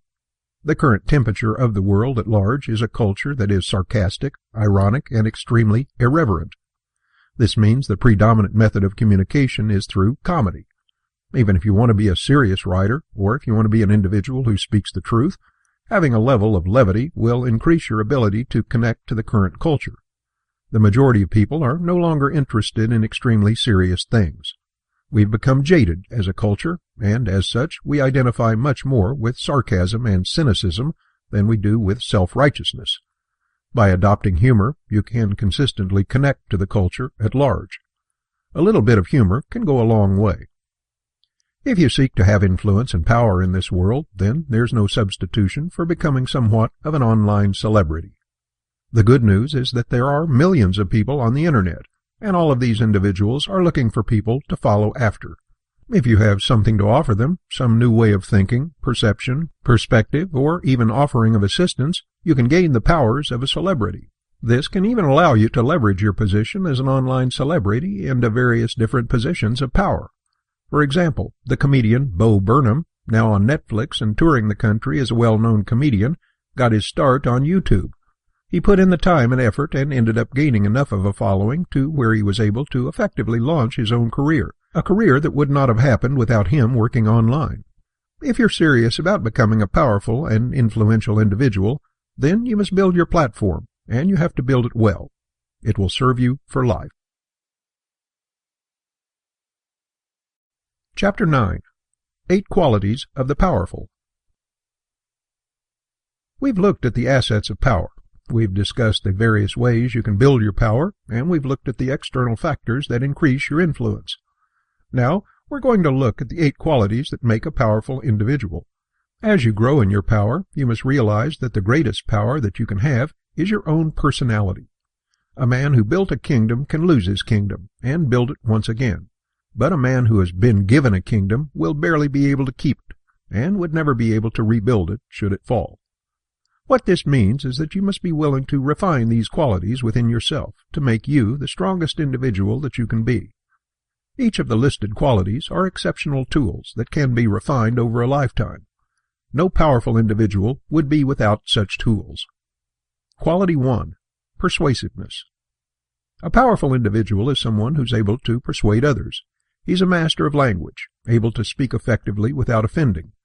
Persuasion is a very subtle art, because persuasion relies entirely on getting someone to see your point of view and agree with your point of view. This can be somewhat difficult if the individual is hostile or aggressive, but those who cannot persuade will never be able to build up power. If you have a desire to become powerful, then you must learn how to become a persuader of the highest degree. Let's look at some ways that you can increase your persuasion abilities. Persuasion tip 1. Offer something. Many times people think that persuasion is the art of controlling people with your words, but that's not true, because that would be manipulation. It's impossible to persuade someone against their own will. Instead, you need to learn the art of how to persuade people by appealing to their own interests. This was touched on before.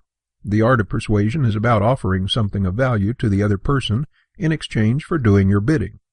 For example, when a politician tries to get people to vote for him, he persuades them by offering various different benefits, be it policies that people will agree with, reformations that are being called for, or even just appeals to common decency. All of these different things will empower individuals to feel that agreeing with you is their best bet because it benefits them. Those who are exceptionally skilled at persuasion are usually able to effectively read what the other person wants. If you've never had the chance, you should spend some time reading Maslow's hierarchy of needs. This pyramid shows the level of needs that human beings have. All human desires and needs are attached to this pyramid.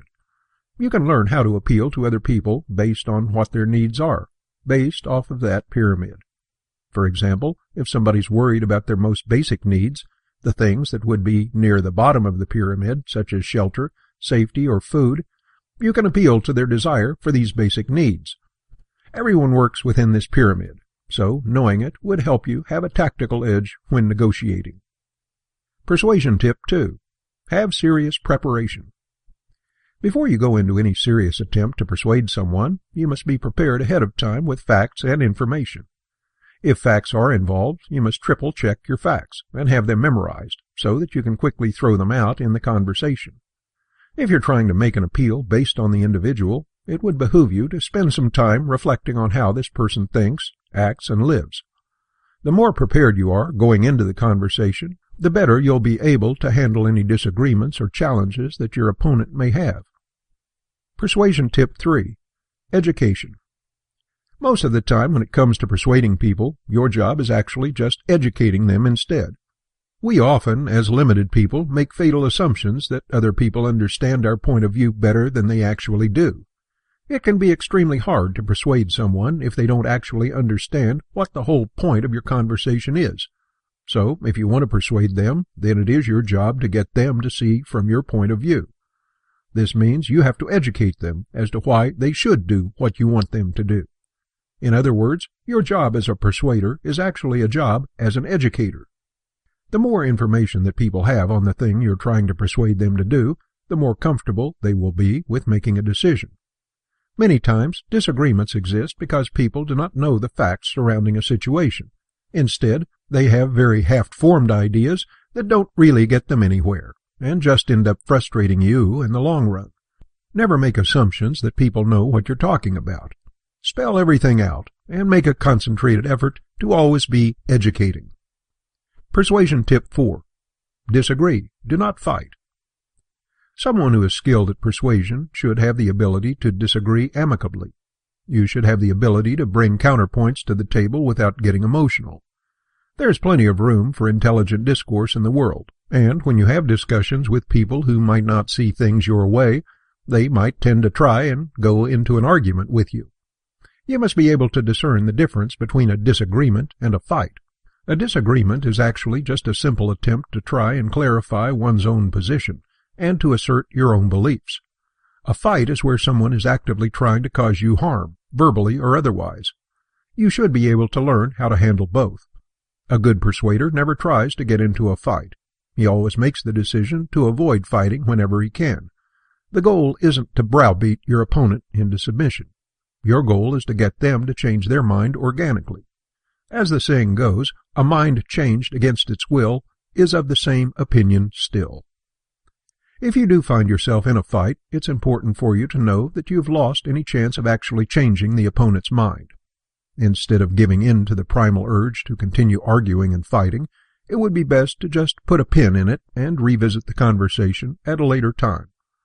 When emotions rise, the involved people lose any form of willingness to hear, and will just become focused on making you change your mind. This is extremely problematic for you if you're trying to persuade them. Don't bother trying to get past their defenses. Give up the conversation for some other day. Persuasion tip 5. Warmth. One of the best ways to persuade someone is to make yourself appealing to them, and we do this through personal warmth. Instead of using high-pressure sales tactics and attempts to trick them into agreeing with us, we're honest and caring.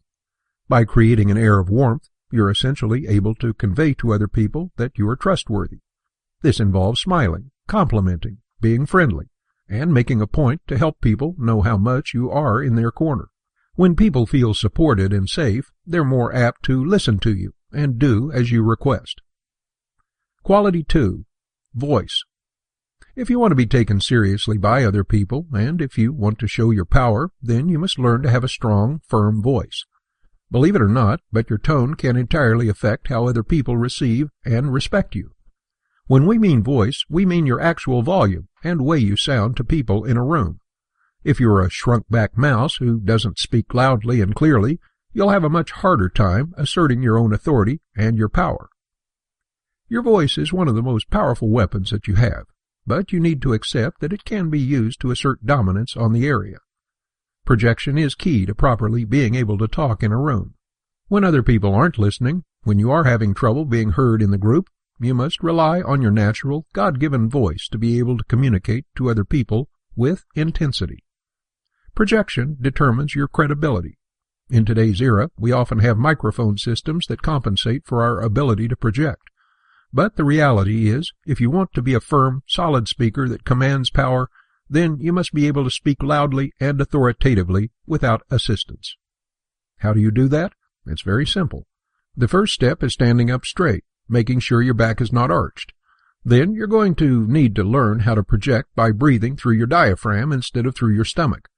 Take a deep breath, and instead of breathing in through your nose, try breathing through your mouth. As you draw in your breath, allow for your chest to expand with it. That is breathing through your diaphragm. The diaphragm will allow for you to project your voice at a much louder level. Projection isn't screaming, however, so don't think that you should shriek at the top of your lungs. Projection is simply being able to take your voice and amplify it by using your diaphragm to clearly enunciate and speak out your words. Another factor in a powerful individual is that you must speak clearly. You must not mumble or ramble. Everything that you say should be sharp, concise, and pointed. Eliminate any filler phrases that you use, such as ums or ahs. These things delay your ability to speak and can erode your credibility. Someone who's consistently using the word or like can quickly get on someone's nerves and lose credibility. Quality 3. Vindictiveness.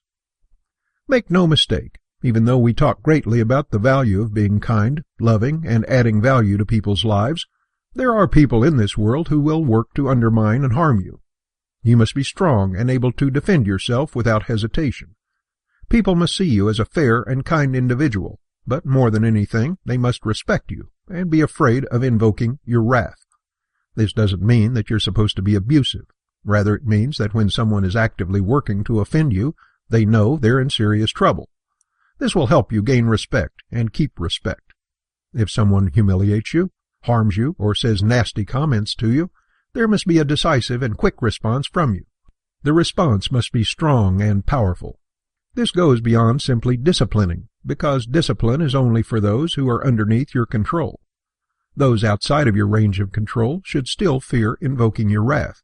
If they do invoke your wrath, there will be hell to pay. Of course, you should focus more on making a show of it than actually allowing yourself to be controlled by your frustration.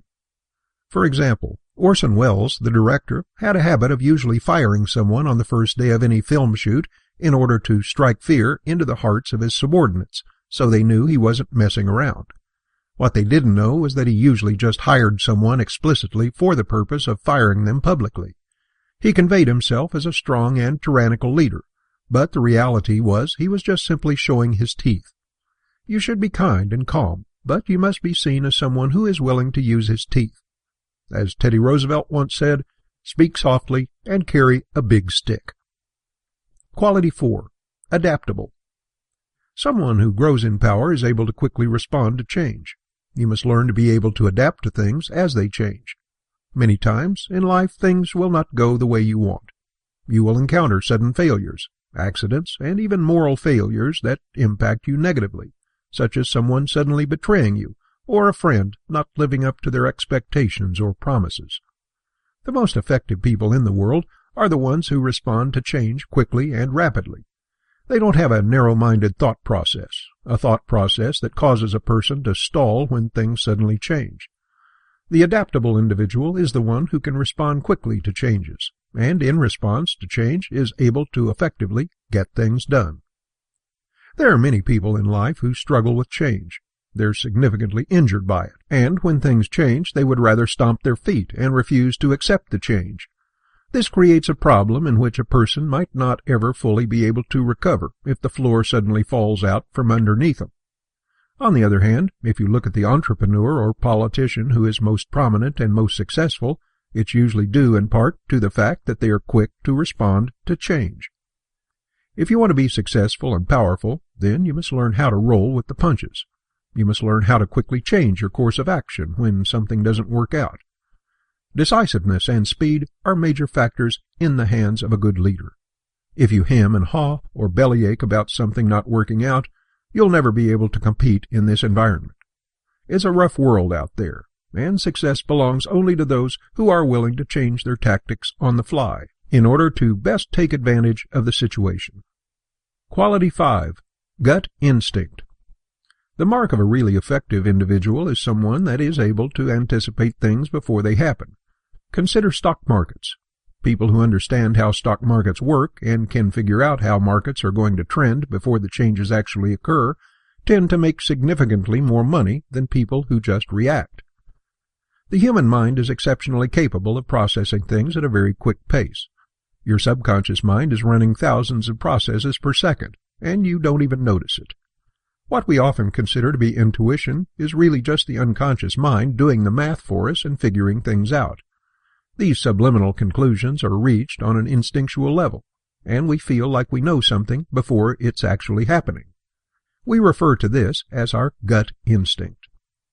The greatest leaders in the world often trust their gut because they're comfortable with their instincts. Generally, a person's instincts will be sharp and capable of making snap judgments, even before you're able to consciously realize what's happening. You should learn to embrace these gut decisions and adapt as quickly as possible. Follow your intuition, and it will guide you greatly. Quality 6. Remove the toxic. A truly powerful individual can best be judged by the company that he keeps. The smart decision is to surround yourself with people who are much more capable and intelligent than you. Find good people who will look out for your best interests, and you're set for life. However, what many people may experience in their lives is the complete opposite of this effect. They might have relationships in their lives that are toxic and damaging. These toxic individuals cause nothing but trouble, dragging you down, and might actively work against your own goals. Many times these toxic relationships are older, come from childhood, or are family-based. The older a relationship is, the more entitled the individual becomes, and the better chances of that individual causing you more unhappiness in the long run. There's only one effective solution to dealing with toxic friends, and that is to remove them from the equation. This means that you must make a conscious decision to walk out of their lives, and to tell them that you are no longer interested in a relationship. There are many people in this world who can be your friend. There are many followers that you can attain that will be relationally rewarding, but there's no reason that you should stay around abusive and damaging relationships. Friendships where someone is constantly tearing you down, telling you that you can't, or trying actively to sabotage you, are dangerous. Friendships that often cost you money, time, and energy are equally as draining. You have no obligation to these people, so why should you stick around? We are often manipulated by these feelings of guilt that keep us in friendships far longer than we want to be, because these toxic friends try to make us feel guilty when we consider leaving. They don't bring any value to the table, and they demand to drain our happiness away. You can be free if you want to. You just have to make the decision to walk away. It's not easy, it's definitely not fun, but it is effective. Removing the negative friends from your life will set you free. Replace them with good, positive people that will uplift you and help you achieve your goals. There's no reason for you to have friends who drag you down. Quality 7. Humility. Perhaps you've lived under the impression that powerful people never show weakness, that powerful individuals never show their flaws, hide their pain, and work as hard as they can to make everyone believe that they are superhuman. No doubt, in this modern world, we often have role models who act such ways. They hide their true selves from the world and instead try to create an image of the tough guy. Yet we see these figures, the politician who refuses to admit failure, the actor who is self-absorbed, and the business mogul who is brilliant at what he does but is abusive towards his employees, and we all walk away with the same feeling of frustration with these people. These figures do not have humility, despite how powerful they have become, and since they do not have the humility, there is something that bothers us deep down inside about these people. Humility is actually one of the things that can give you the greatest amount of strength and power in your life, because someone who carries himself with humility is someone who is strong enough to carry other people's burdens. Humility is not thinking less of yourself, it's thinking of yourself less. Many people are in a rush to empower their own lives, and by doing so, they miss the beauty of what being humble can bring. Humility brings a real change to the world. Showing weakness is more real than pretending you are never weak. Being honest with people will always do you more good than trying to put on the facade of something you're not. Look at the great people in history. There are those who were never humble and will be remembered for the great things that they did, but their personal legacies are tarnished. Think of Henry Ford, the man who invented the Model T, the automobile. His business legacy was that he was a brilliant man who invented the car, but his personal legacy is that he was an anti-Semite who hated his employees. Truth is, we're only on this earth for a very short time, and if you're concerned with your legacy, with the things that you leave behind as you work to build power, you must realize that humility is the key to not just simply being remembered, but being remembered well. People will follow a humble leader because they know they can trust him. People will diligently serve a humble leader because they're willing to put their own selves aside due to the selflessness of their leader. No one will die for a braggart. There are a great many people in this world who would die for a humble leader that they know, love, and care for. You can't fake humility, so you'll need to learn how to truly be humble. The best rule of thumb when it comes to humility is just simply learning to put others ahead of you.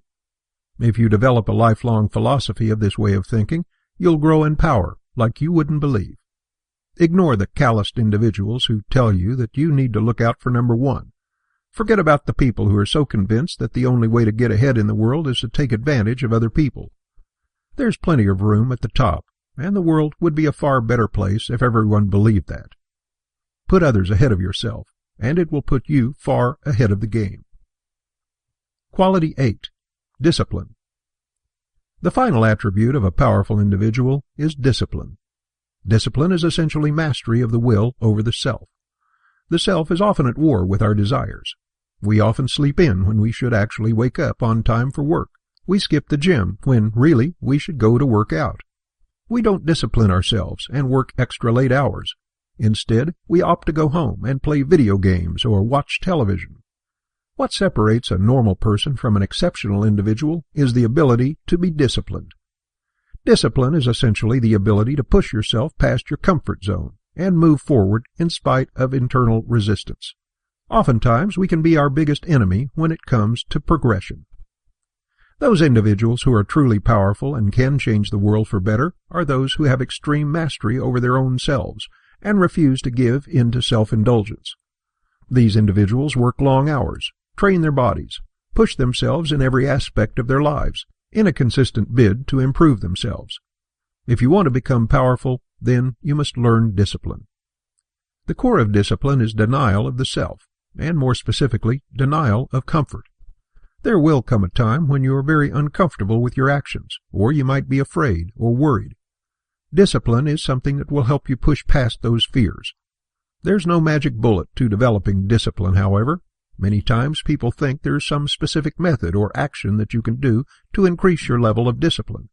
But the reality is there is only one thing that will increase your discipline: making the conscious decision to work. Building discipline is like building a muscle.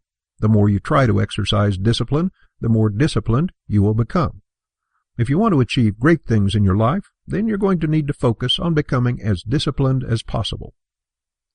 These 8 qualities: voice, persuasiveness, vindictiveness, adaptability, gut instinct, independence, humility, and discipline will increase your power tenfold.